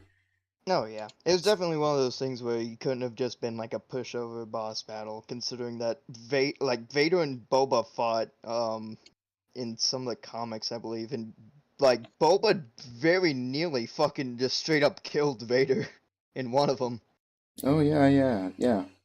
and Vader in turn nearly killed Boba, but it was actually his helmet that saved him. And it's kind of its little way of explaining why Boba has that like blaster mark dent in his helmet. Hmm. Well, at least in Legends, that is. Yeah, which fuck Disney canon. I still die hard Legends. Die Hard Legends, yeah. I was like in the Disney canon, it's like Cad Bane, which I think is still canon. I have no idea because that's an unfinished episode. Yeah. Disney has done nothing but fuck it up though, so fuck 'em. Yeah.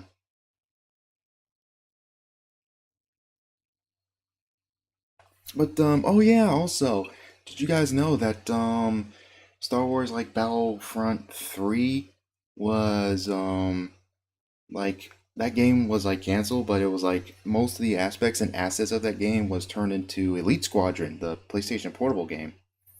And I think I pointed Oh this out. really? I think I pointed this out when I was playing it.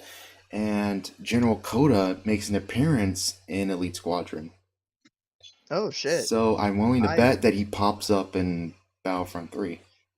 And like that you would be tie the two cool. games together, which is possible. Like his I know in voice the actor. original Battlefront 3, that's definitely not the direction they're going in, because it was apparently supposed to be some sort of like alternate timeline thing. Oh, okay.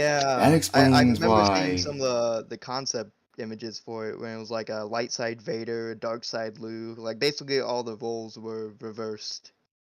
That's interesting. Okay.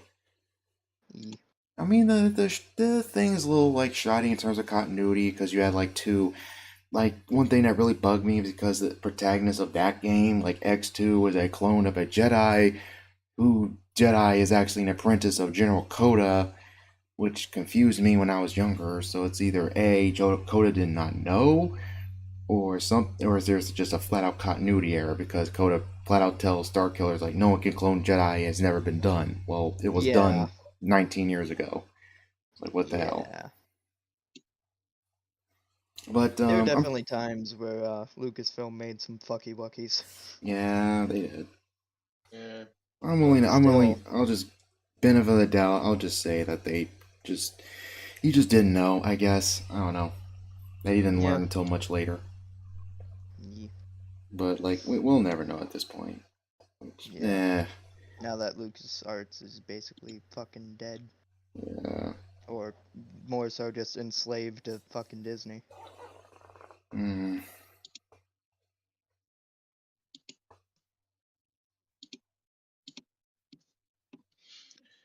Man, I really wanted something to do with droids. Like, call me a huge fanboy about them, but I really like the droids. Which Like my types? robots. Like what type? There's like there's the BD units. There's like the astromech units. There's the typical like translator droids. Like there's different like types though. I think especially droids, the one from Clone Wars, Oh, the Like I could see them just being used way more in a more tactical way. oh You yeah, know? yeah, the battle droids. Yeah, the battle droids, especially those. Like I had this fan idea of just making like a short movie. Like it's kind of stupid, but it's just this guy who has been the son of a huge separatist guy who owned a scrap planet who basically just used it to produce droids, and he's been living there in isolation for. He's like in his late 20s, early 30s, You and cut he's out. just being an isolated. What? I think you cut out a bit. I'm not sure though. Yeah, okay. It's fine. So anyway, he's just Yeah. yeah. So getting back there, he's just this almost 30-year-old guy who never got on the planet that he's been there and just living among the droids, trying to make some meaningful connection with some of them, even though he doesn't really feel most of them. But I mean, the first thing about him is just he knows not to trust anyone after, you know, what his father said about, the Republic just being a front on creating a little oligarchy and an empire. He was right, and he doesn't trust right about anyone right now. But he's still craving you know, that sense of belonging with other people instead of being stuck in a scrapyard full of, yet full of yes bots that just keep nodding yes every time and just don't do it.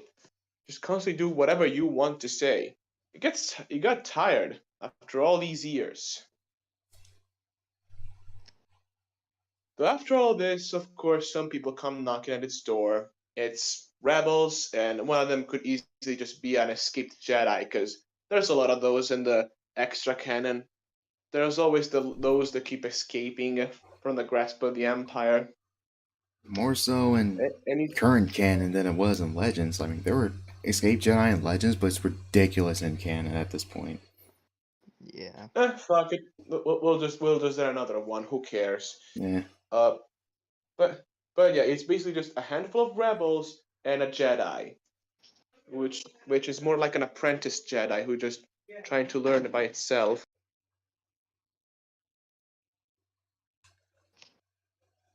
Nah, parents must have walked in. I mean, yeah, I like the idea.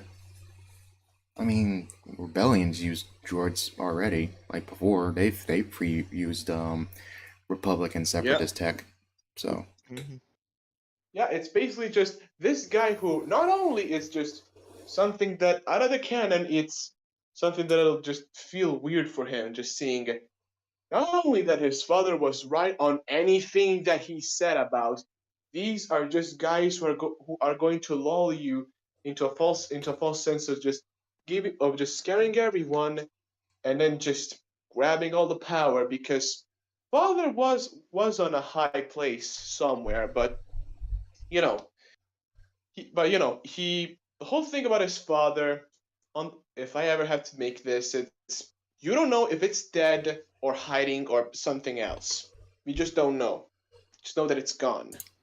It's up in the air.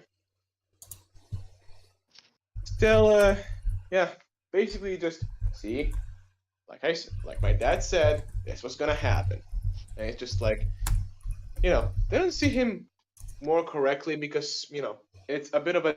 I want them to, even as a group, I want them to debate, to actually just be at odds with each other at different choices, sometimes even at opposite sides, because you know living in isolation and seeing things as disposable as a lot of things may give you a different outlook on things, to the more you know helpful and caring nature of a Jedi, basically putting them to the test, to sometimes also making the guy just say fuck it, might as well call these guys out and retire back into my hole, before probably just slapping himself on the face and just, yeah, I don't Oh, want to be okay. alone anymore though. Yeah, we just want Okay. to give a I just want to make the protagonist not those other rebels, but this guy who just goes on a struggle of just on either being completely lonely or just you know having to live through a world of struggle and still see his successes. You know what I'm talking about. I don't really have the right words for this, I but you think know I what I'm get where talking you're about. getting at. Yeah. I Also, found the I have some. found the Also, I have quote. some good ideas. What? I found the quote I was looking for. Finally, Awesome. did it manually. Cool. So this is like right after Boba captures Juno and takes her back to Lord Vader. So let's see here. She tensed without wanting to, and the bounty hunter felt it, perhaps fearing that she might make a break for the edge of the platform. There to hurl herself into the sea, he tightened his grip and pulled her forward.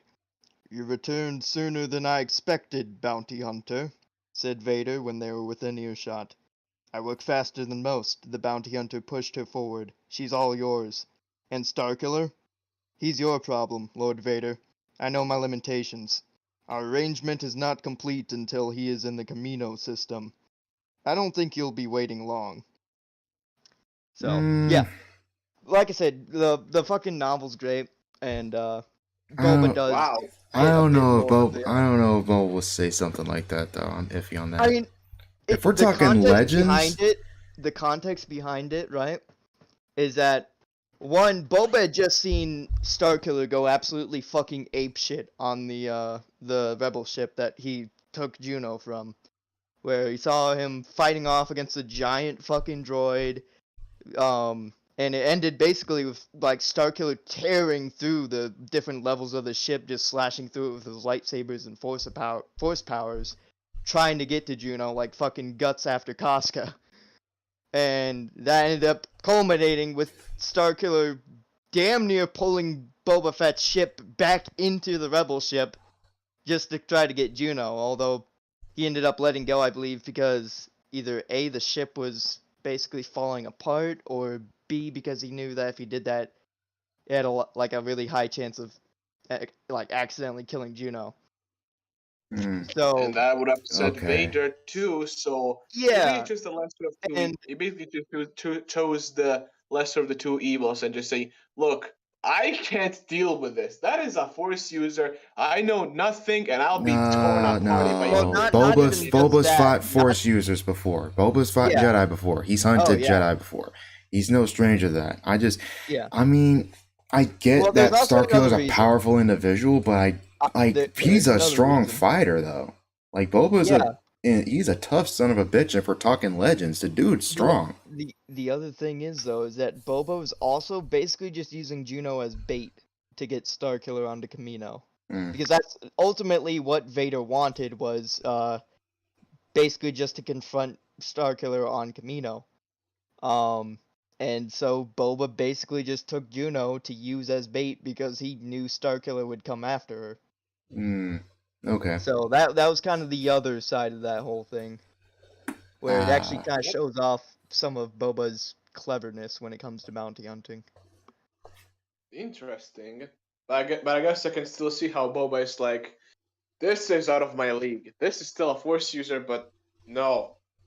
I think it was more so. Also, I think it was more so just the fact that like Boba just kind of like he just kind of thought like, okay, you know what? I ain't getting paid enough for this shit. This is Vader's business.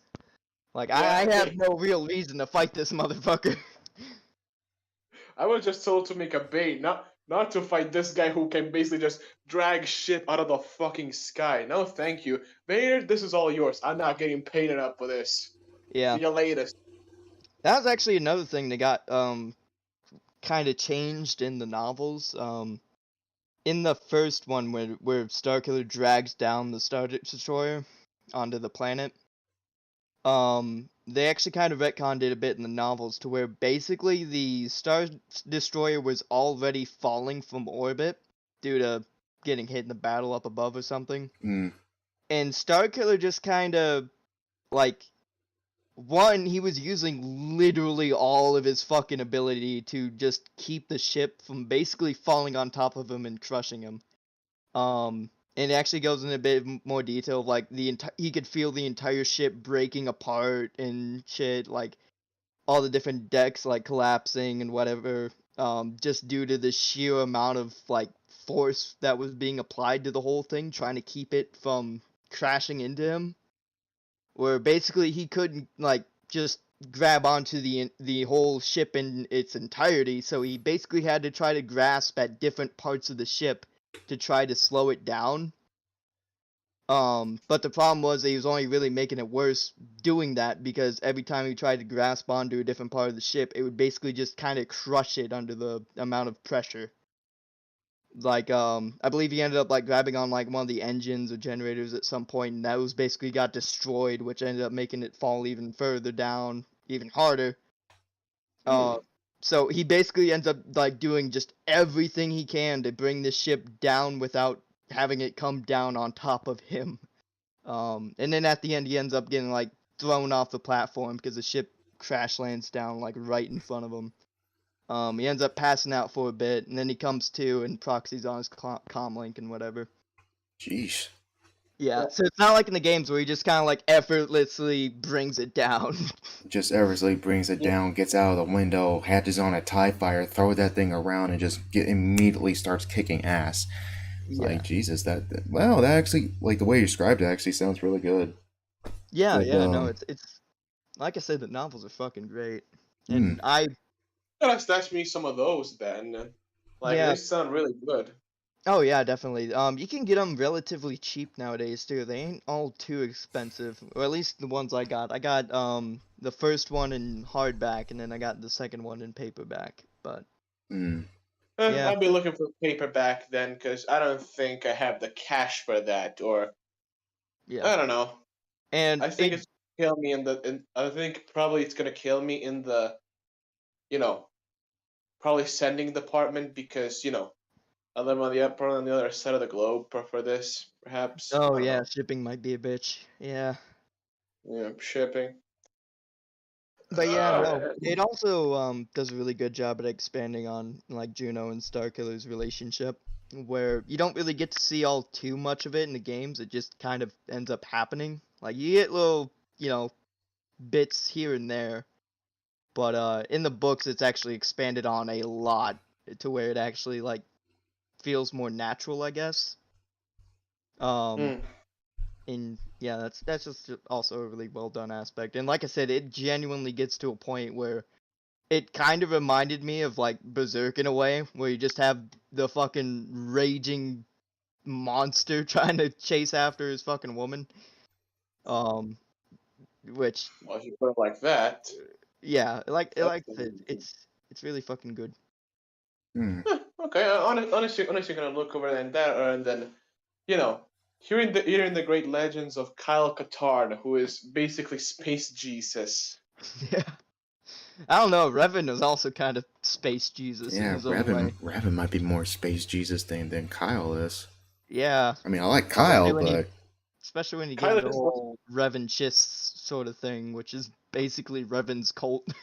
Yeah. I guess Kyle Katarn is more like the Chuck Norris of space. Yeah, that'd be a bit more accurate. Yeah, that is more accurate, yeah. I mean, he even grows up the beard. So that's also a point. Oh, since we're on Star Wars, have you seen the new Kenobi trailer and how they yet again fucked up a no fucking interest at all. It is a bait and switch waiting to happen. I know. It's one of those things where everyone's so fucking hyped about it, and yeah, I'm I like seeing Ewan McGregor back in his role as Obi-Wan, of course. But if it was 10 years ago, maybe. If we're talking 10 years ago, yeah. 10 years ago, hell yeah. But nowadays, they already are bringing the fucking Grand Inquisitor back, and they're also trying to looks set up like a human. Why is the Inquisitor that's human? I don't fucking get. Like he's a the species from freaking Yeah, I know what you're talking about. God damn it! What's the planet called? General Grievous Unipal. was on Unipal. Yeah, he's that species. Like Yeah, you look at I mean, Rebels, he's clearly he has the teeth, he has the head shape. It's exactly like that. They made him a human in the show. Yeah, they had a fucking Powan. That's the species name, a Powan. Thank you. They had that in episode 3, and it looked fucking amazing. Yeah. But for whatever reason, in this Kenobi show, he looks like a bad cosplayer. I know, He right?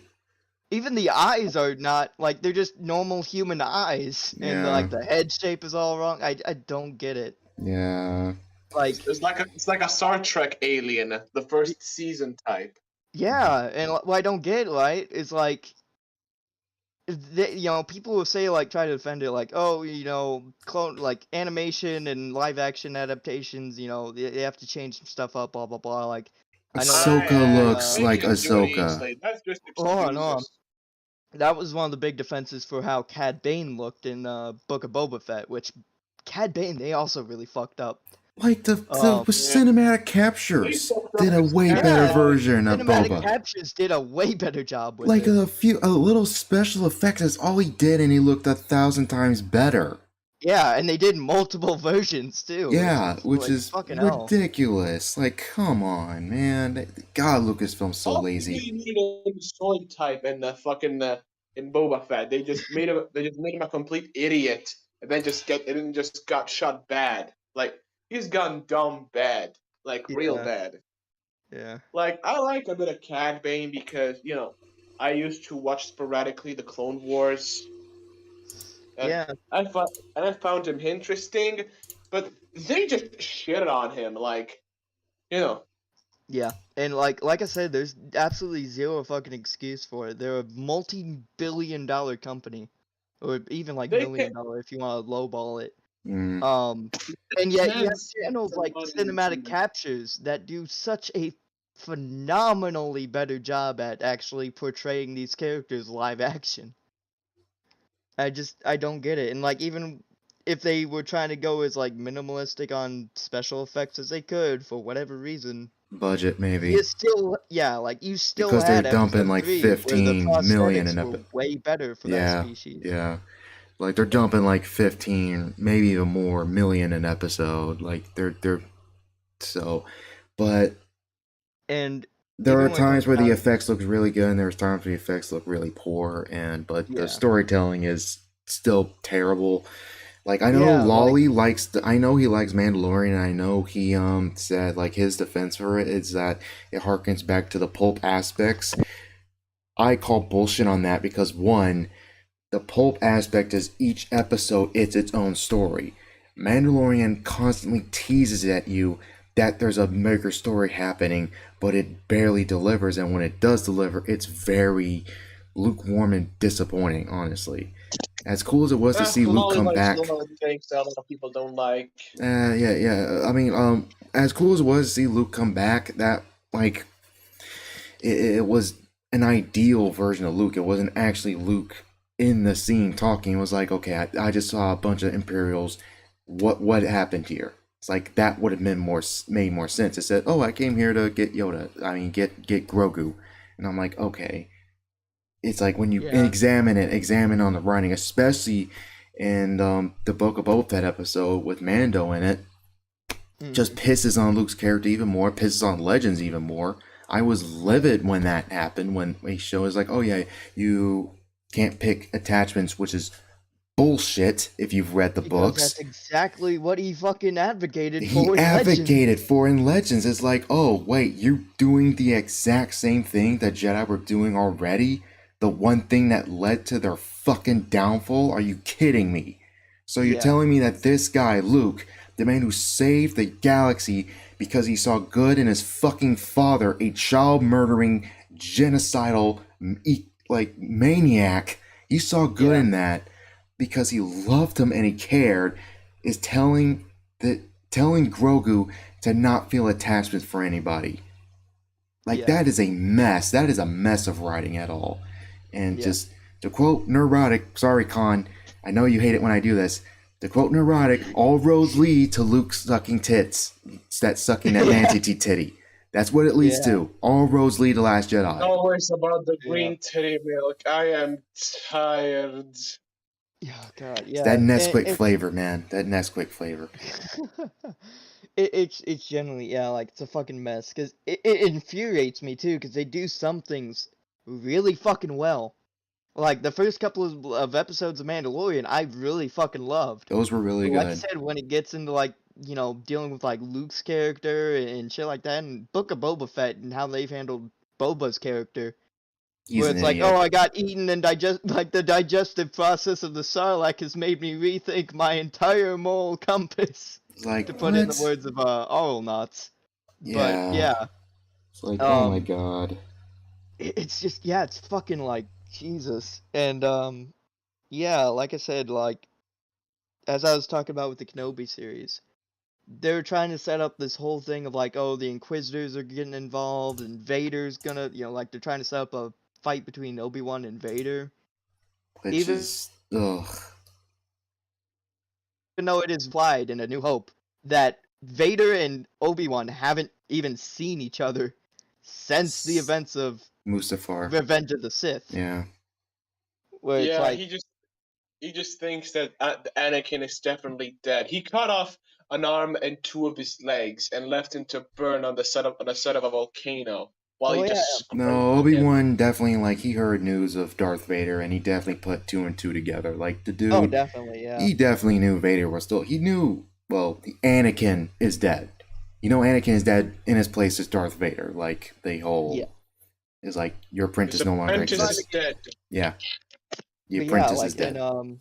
In fucking A New Hope, Vader literally says, like, oh, our long-awaited duel, or some shit like that. No, like, when I left you, I was but the learner, but now I am the master. Yeah, where it's like, he wouldn't be saying that if they'd fucking fought in between those. Yeah. And they don't care about continuity, they really don't. Movies.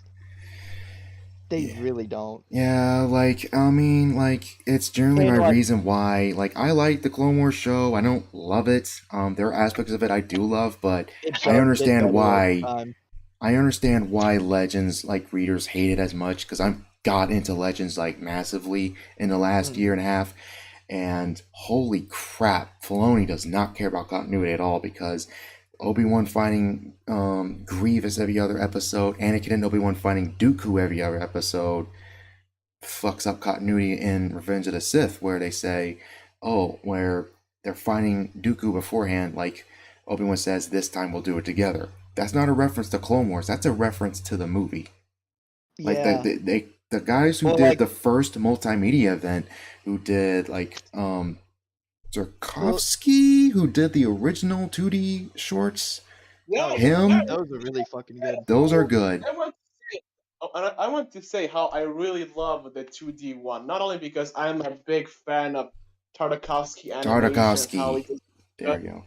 On how he does action, because it's just something legendary. He is a visual storyteller. Like him and the guys who worked on the comics and the books were sure to not have like Dooku, Anakin, Obi-Wan, and Grievous and Obi-Wan like fight. It was already implied that they have not met each other in like many years beforehand. Yeah, like several years. The way Tartakovsky portrays Grievous in just those couple episodes alone makes him way more fucking badass and intimidating. It's consistent with the comics and the book character. Yeah, and they do a good job. They also have really like powerful other characters other than just Dooku and Grievous and Asajj Ventress to fight Kenobi and Anakin. Where you had like that whole thing where Kenobi was fighting Dirge, yeah.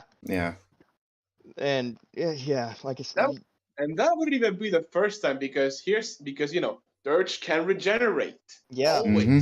Yeah, and they fight again in the comics, and then Dirge actually says that he actually was around during the Old Republic days, and he was asleep for a couple of centuries, and the only way for them to beat him was to throw him into a literal sun, which is really cool.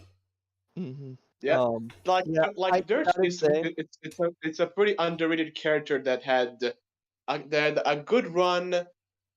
had a It has lot a of lot more things and just potential. had a good way to be killed. Just throw into a fucking sun. Yeah. But you were saying something about the Grievous that was on the 2D on the It- 2D yeah, it was Tartakovsky. Yeah, like I said, consistent. Yeah, they made him That a was lot fucking more. badass. It was fucking badass how he just didn't say a word, just used a lot of fucking psychological tactics to, you know, look to just lure out and just send everyone into a panic and break them before he could get in. Dooku Yeah, that says was one that of in the his main when things he's about him was training. that he was trained in like the Jedi arts and shit, but he also used his cybernetic body to its full advantage. He didn't Mhm. fight like a flesh and blood person. He would literally Pinpoint. crawl around on the ceiling and shit and ambush it, like his basically his prey. Yeah, it's like as Dooku points out in a training segment in the same like shorts and stuff, like in the same miniseries, and it's also pointed out in the books and comics where Grievous.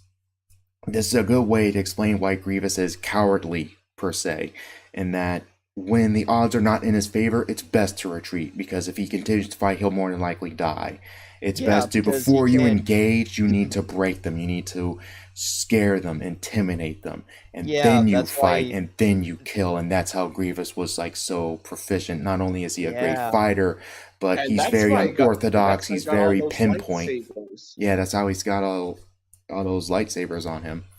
yeah, that's the thing where it's like it actually explains how a non-force user is able to kill a bunch of force users because of the fact that he has to actually use like fucking Psychological terror tactics.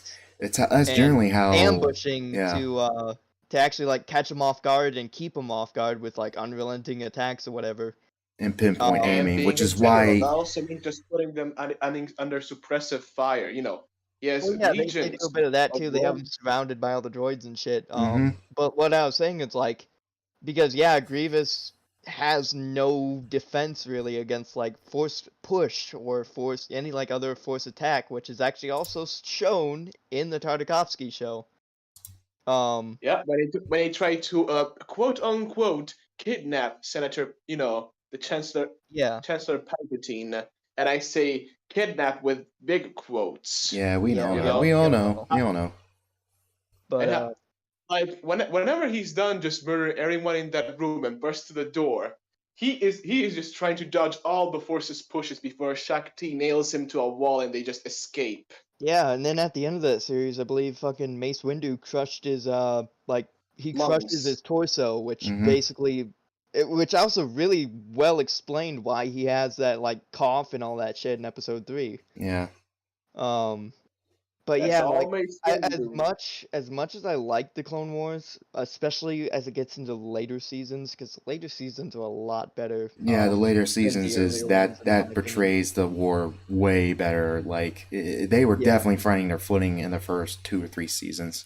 Oh yeah, but Yeah. as much as I like that, I still believe Tartakovsky just handled the material a He lot did. better. Tartakovsky and all the other writers for the books and comics handled it way better and also portrayed like the war how it should have been portrayed. Like billions die. The Battle of Jabim is a massive screw up. Bloodbath. It was a Oh, yeah. bloodbath. Like thousands died. They had to retreat, and the That's planet one of the ended up getting things lost. And it would have been awesome. Like you see AT-ATs getting used in that battle, which would have been cool to see in Clone Wars, and you don't Oh yeah. see that in the show. It sucks. Yeah. But Fucking one of the things I love about the Republic Commando series is that it portrays the Clone Wars a lot darker and I guess yes, you could say more realistically, Yeah. quote unquote, yeah, where it actually goes a lot more into like just how fucking like horrible the effects of the war on not just like the Jedi or the Republic or whatever, but on the individual clones themselves and how they all handle it and psychological handle losing damage, squad mates and all this and yeah. that. Like it actually post-traumatic goes like stress disorder. yeah, and also just like the training process of just the commandos themselves, how they actually end up becoming commandos, gets really fucking dark. Where it was like on Camino, they basically had to go through live fire training sessions where Mm-hmm. if you ended up getting shot, you're fucked. You're fucked. Yeah. because they had this whole Nobody like cares about death you. pit They're arena, gonna make basically. another you in about 10 minutes. Yeah, it is. It's just You're clones. You're just gonna be another you is gonna be made in like 10 minutes, perhaps. Nobody yeah, like cares. the way it portrays the first battle of Geonosis in the books too is also really fucking good. Where Yeah. basically it makes the Geonosians out to be like fucking nightmarish. Where like you have the clones trying to go in and like assault basically the Geonosian fortresses, which were, of course, built kind of like termite hives, so they're going in through all these different caverns and shit, and it almost turns into like a friggin' horror book for a second, where the Republic commandos trying to make the way through, fighting through the Geonosians or whatever, and then next thing you know, certain squad mates end up just going silent. They try to reach him on the comms, no response. It's all chaos, hectic, they're trying to get out basically at that point. And It's like you end up like you seeing them like, or I say see, basically they're basically one by one, you just kind of watch as they all fall. Like, you see one clone commando fighting off the swarm of Geonosians so that the others can get out. He ends up going silent, then another one, and another one, till it's like the last member left. And he ends up getting evacuated. But the thing is, the dude gets back to like the main Republic garrison or whatever, like the ship that was like preparing to leave the planet. And he actually sat there and just waited and waited and waited, trying to see if his squad mates would ever actually come back or if they'd survived, because he wasn't wanting to give up on them. And yeah, it's just so fucking good. Yeah, the books And are it's always. also, like I said, it's a lot more of like a darker, grittier kind of take on Star Wars, which I fucking love. Yeah, the books were always like insane. The comics, the Republic comics are like insanely good. Like I enjoy reading that, especially how Grievous is portrayed. Especially the Revenge of the Sith novelization. Like Grievous is fucking, he's a madman in that book. Like he legit like threatens to disembowel like Palpatine on the HoloNet, which is basically the news. Like he legit threatened to like rip out his intestines like live on air, which was like that the man's like brutal as opposed to how he is in the Clone Wars, the main Clone Wars show that we have now. It's like he's kind of a joke, pretty much. Trench, there's actually a whole book series on Republic Commando. There's I think 4 or 5 books in total. The first 3 cover like the Republic era, and then there's like 1 or 2 others that kind of dip into the Imperial era. Let me check. I have a few samples on my Kindle. That was book 1, Hard Contact. Yeah, Hard Contact's the first. Yeah, but you know what that reminds me of? It's just that reminds me of how they fucked up Grievous in the end. How he gets murked by the fucking Jar Jars. Oh yeah, the Gungans. Yeah, that episode was whack. Yeah, Hard Contact. Yeah, Republic Commando. Hard Contact's the first book. Yeah, and Order 66 was the 4th book, and that was like during the tail end of the Clone Wars. Obviously, Order 66. It actually explains why some clones didn't commit Order 66. Actually, differentiating between the regular clone troopers and the like the highly trained commandos and the ARC troopers, and 501st, which actually focuses on a different like squad. I think one of the squads in one of the books, I forgot which one, and they're hunting down like one like lost unit that didn't do Order 66. So yeah, but that didn't continue with Karen because like the Clone Wars show and all that stuff, which really sucks. Yeah, and another thing I will give credit to that book series for is that the way they portray the Jedi is also really fucking good, where it actually like manages to humanize them a lot more, to where they don't like feel like, I guess, like caricatures. Yeah, that word. Yeah. Caricatures. Yeah. well, they don't feel so kind of like cardboardy and static throughout most of like the conflicts or whatever they end up getting into. Where like in Clone Wars, it's usually just kind of boils down to, ooh, we're in combat. I'm gonna say a bunch of witty lines and rush in, fuck a bunch of shit up, rush out, say a couple more witty lines, and maybe have like a struggle or two of like whatever is the current episode issue or whatever. Where it's like like Clone Wars does have those moments where they go really in depth with the characters and kind of try to explain how they're feeling or what the strugglers are or whatever. But like Anakin and Ahsoka. yeah, but I don't know. I feel like the way that the Republic Commando books did it was just a lot better. Or It's it peak didn't writing then. feel as it didn't feel as, I guess, shallow or Shoehorned in, I guess. How they're just so high and mighty. yeah, it felt a lot more like natural and fluid. Where I don't That know. reminds It me. kind of just made more sense. Like in Yeah, fucking episode 1, like the Clone Wars movie, Anakin starts off fucking hating Ahsoka. He just sees her as like a annoying little liability he has to take care of now. Yeah.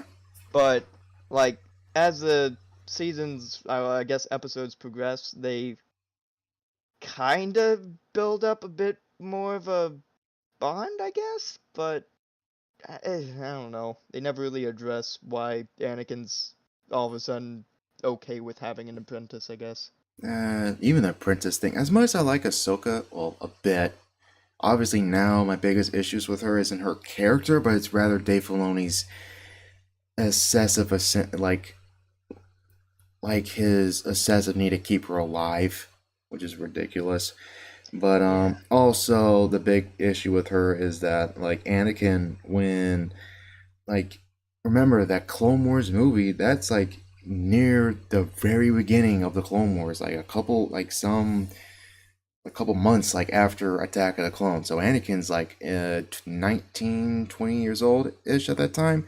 So like, and in Legends around that time, Anakin wasn't knighted up until that somewhere the final year of the Clone Wars. While in Clone Wars show, he's knighted almost immediately, which is Yeah, which ridiculous. But also, it doesn't make a lot of sense considering that, like, if he's knighted that early on in the Clone Wars, then it straight up wouldn't make sense why the Jedi Council wouldn't go ahead and make him a Jedi Master at that point. yeah, But like if he had just been knighted at like near the end of the Clone Wars, then yeah, that'd make a lot more sense of like, well, we don't really want to push him up to like the rank of Master just yet because Is they it also a just thing? got knighted. Is it also a thing they did in the Tartakovsky series too? Because there was definitely just a scene of Yoda just Oh kind of. yeah, yeah, no, he's knighted at near the end. Yes, he is Yeah. knighted. He's knighted in the Tarkovsky series. Yeah. Yeah, like Anakin gets a lot of good shit in there between the fight with Interest. with the Oh. with Ventress and just how fucking good it looks just under the rain and how he also gets to liberate those guys that basically recognize him as the Iron Hand. Yeah. Ghost Hand.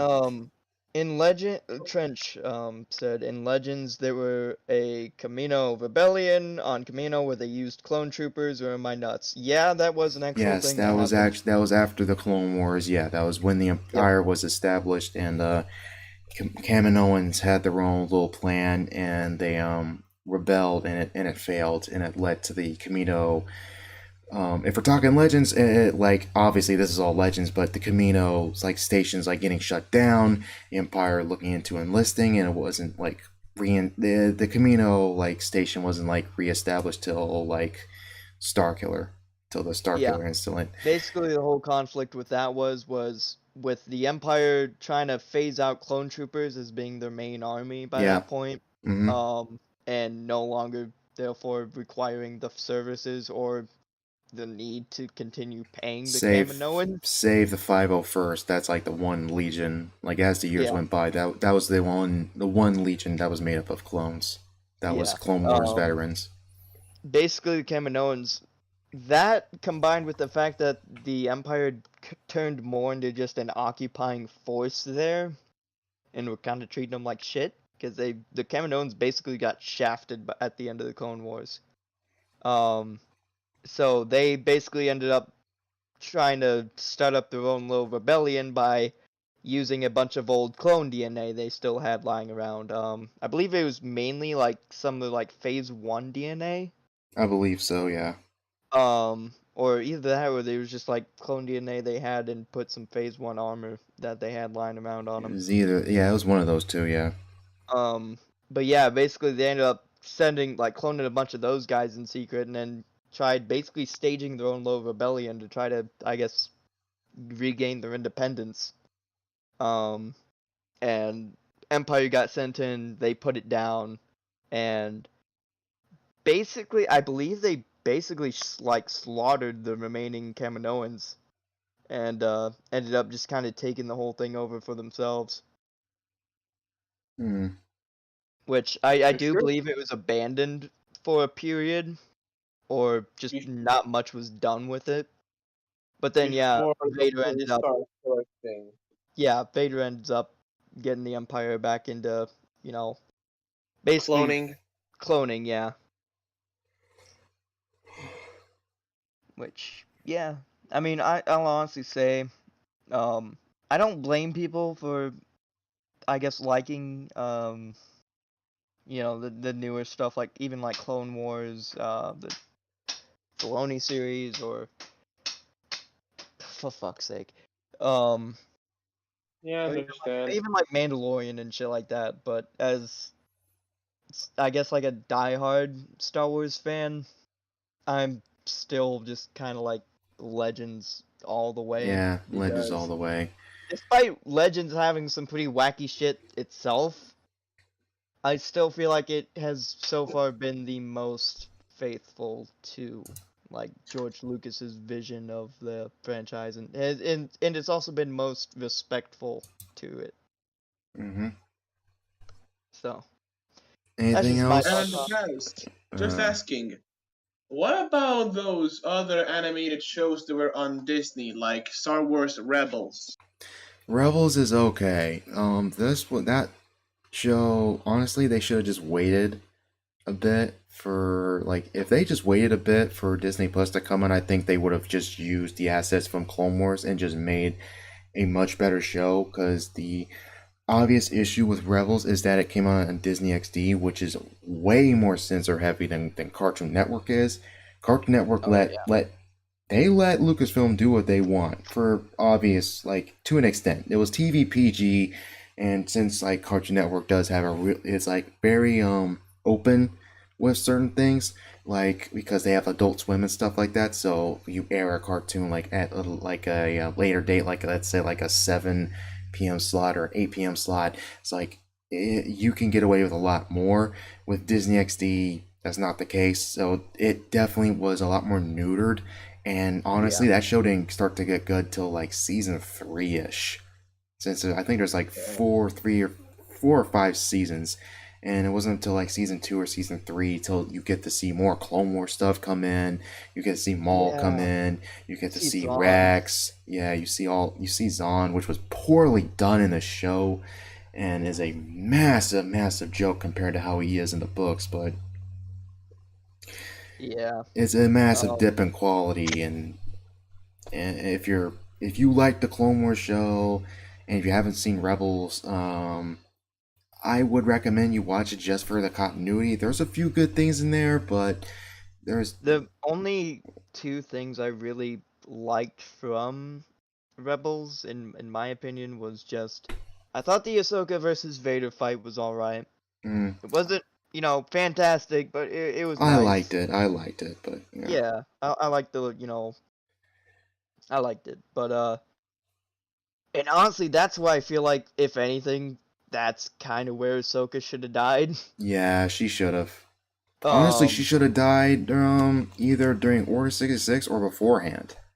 That's how she originally was. Filoni went behind Lucas's back, keeping her alive. Yeah. I guess Filoni really liked her too much. Yeah, he likes a lot of his Obi-Wan telling Luke about Ahsoka copy pasta here. Oh god, dude, man, there's a lot of freaking... What's the copy pasta? Look it up. Look it up, dude. Look it up. It's... Oh no. Yeah. But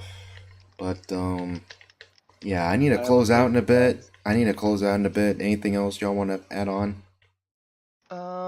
Oh yeah, the second part of that was I also actually really liked the Maul versus Obi-Wan fight. That was well done. I like that. That was actually really well done. You look closely. I still don't get much about the Maul fight. Like, how the fuck did Maul survive after being cut in half? In the comic, like, hate being this person, but in the comic, it's actually point out that like his anger and rage like kept him alive, and when Savage Opress, like his distant brother, like found him, he finds out Maul is actually like driven half insane because of like the anger and rage that he the one thing keeping him alive was like driving him nuts. It wasn't until he like got him to come to Dathomir, or at least Clone Wars version of Dathomir. That's another thing we can get into, but like to meet like Mother Talzin, and she heals him and gives him the robotic legs and stuff. Yeah. So that's how Maul survived. But in if we're talking Legends, like Maul is dead. Maul died in Legends. So why is there continuity? What's the big difference with Legends? Legends was the continuity before Disney bought Lucasfilm. Yep. Oh no. And Disney wiped away that continuity and put it under the umbrella term Legends, and they have their own. They've been picking and choosing like what is canon for the last like decade or so, basically, which is really sad to say the least. Yeah. If you want that, I'm gonna link it in chat probably, but if you want that Obi-Wan thing, yeah, you can just link it in chat or whatever. Yeah.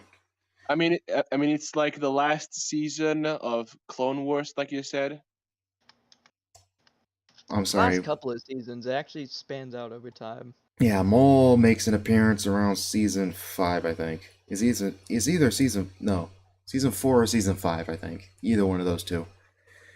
And he becomes a recurring like villain in the later bit, and he's like the main antagonist in the last season.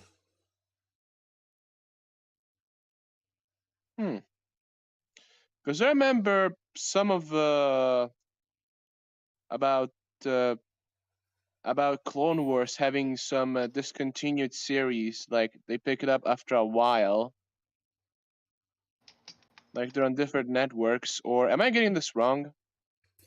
Kind of, but you're kind of right. Clone Wars was canceled when Disney bought Lucasfilm, but Disney like later revived it a couple years back when they got Disney Plus, when they launched that, and over time they launched the last season of Clone Wars, and then did Bad Batch, which is a further continuation focusing on the Bad Batch group. What's the Bad Batch anyway? Specialized clone unit who has like enhancements. Like robots? Not really. They're genetically altered. Yeah, it was basically like a batch of quote-unquote defective clones that had favorable traits, so they kind of meshed them all into one batch or squad. Yeah. And they act as like a special forces group. Yeah.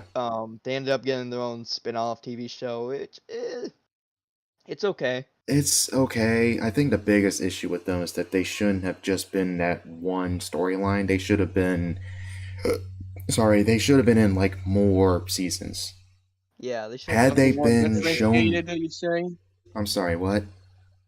Something more, differentiated between just having just a Bad Batch or something else? No, I'm trying to No, say like is that they should have been. showed up out of the blue. They showed it out of the blue and they got their own spinoff, as opposed to something like a different group of characters. Like if the pirate, like Hondo, if he got his own spinoff, that would have made more sense. That's an example of a character getting a spinoff show. Because Hondo is a fan favorite. Even if he just made a spinoff show just following Rex, like Rex, yeah. Yeah. Yeah, Rex would have been something fucking amazing. It's Rex. I mean, he does show up in Bad Batch a couple of times. Like a couple times, but, yeah. Yeah. But no, like I was talking about the Maul versus Obi fight, one of the things I actually really liked about that was that they actually, the way they, I guess choreographed it, was actually really clever, because if you pay close enough attention, Obi-Wan starts out in his, classic, like, Obi-Wan stance. Then he kind of switches over to more, I guess, like, different stance, and he ends up switching over to, like, actually, no, I think he ends up switching over to, like, his Phantom Menace, like, the way he held his, like, his stance in the Phantom Menace. No, I think it was his Qui-Gon stance. That was well, the yeah, stance and he was does in. end up switching over to Qui-Gon's stance, finally. Yeah. And in return, Maul ends up basically trying to do the same exact little maneuver that he used on Qui-Gon to kill Qui-Gon, where he hits him in the face with a lightsaber and all that, on Obi-Wan. And Obi-Wan slices through the lightsaber and kills him. Yeah, and then Obi-Wan slices through the lightsaber hilt and into his chest. Which a lot of people criticize that scene for it being like, oh, that was way too short. It was blah, too blah, short, blah. but in retrospect, it fits. It fits. Yeah, it's like a samurai duel. Really That's what it is. Done. It was a really nice kind of nod to just the history of the two characters in general.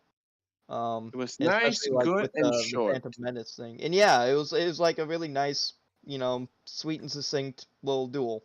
Mm-hmm. Didn't need to be anything like over the top or flashy or anything like that. It was just a really nice, well done little duel.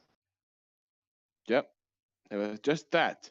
A simple duel, something they already did, and I guess Obi-Wan really just wanted to also just did this to avenge his old comrade, his old master. And the whole thing behind it was like Maul was kind of trying to, I guess, tease Obi-Wan with the fact of like, oh, I'm gonna use the same trick I used to kill your master on you, and Obi-Wan in return was also just kind of faking him out, I guess, with don't fuck with them. Don't fuck with Qui-Gon's memory. He was a good man. Yeah, basically. But yeah, I mean, it's honestly one of those things I'm still kind of torn between what I consider, I guess, my headcanon for Star Wars, but I'd have to say, like, above all, I'd rather just stick to Legends. Yeah, same.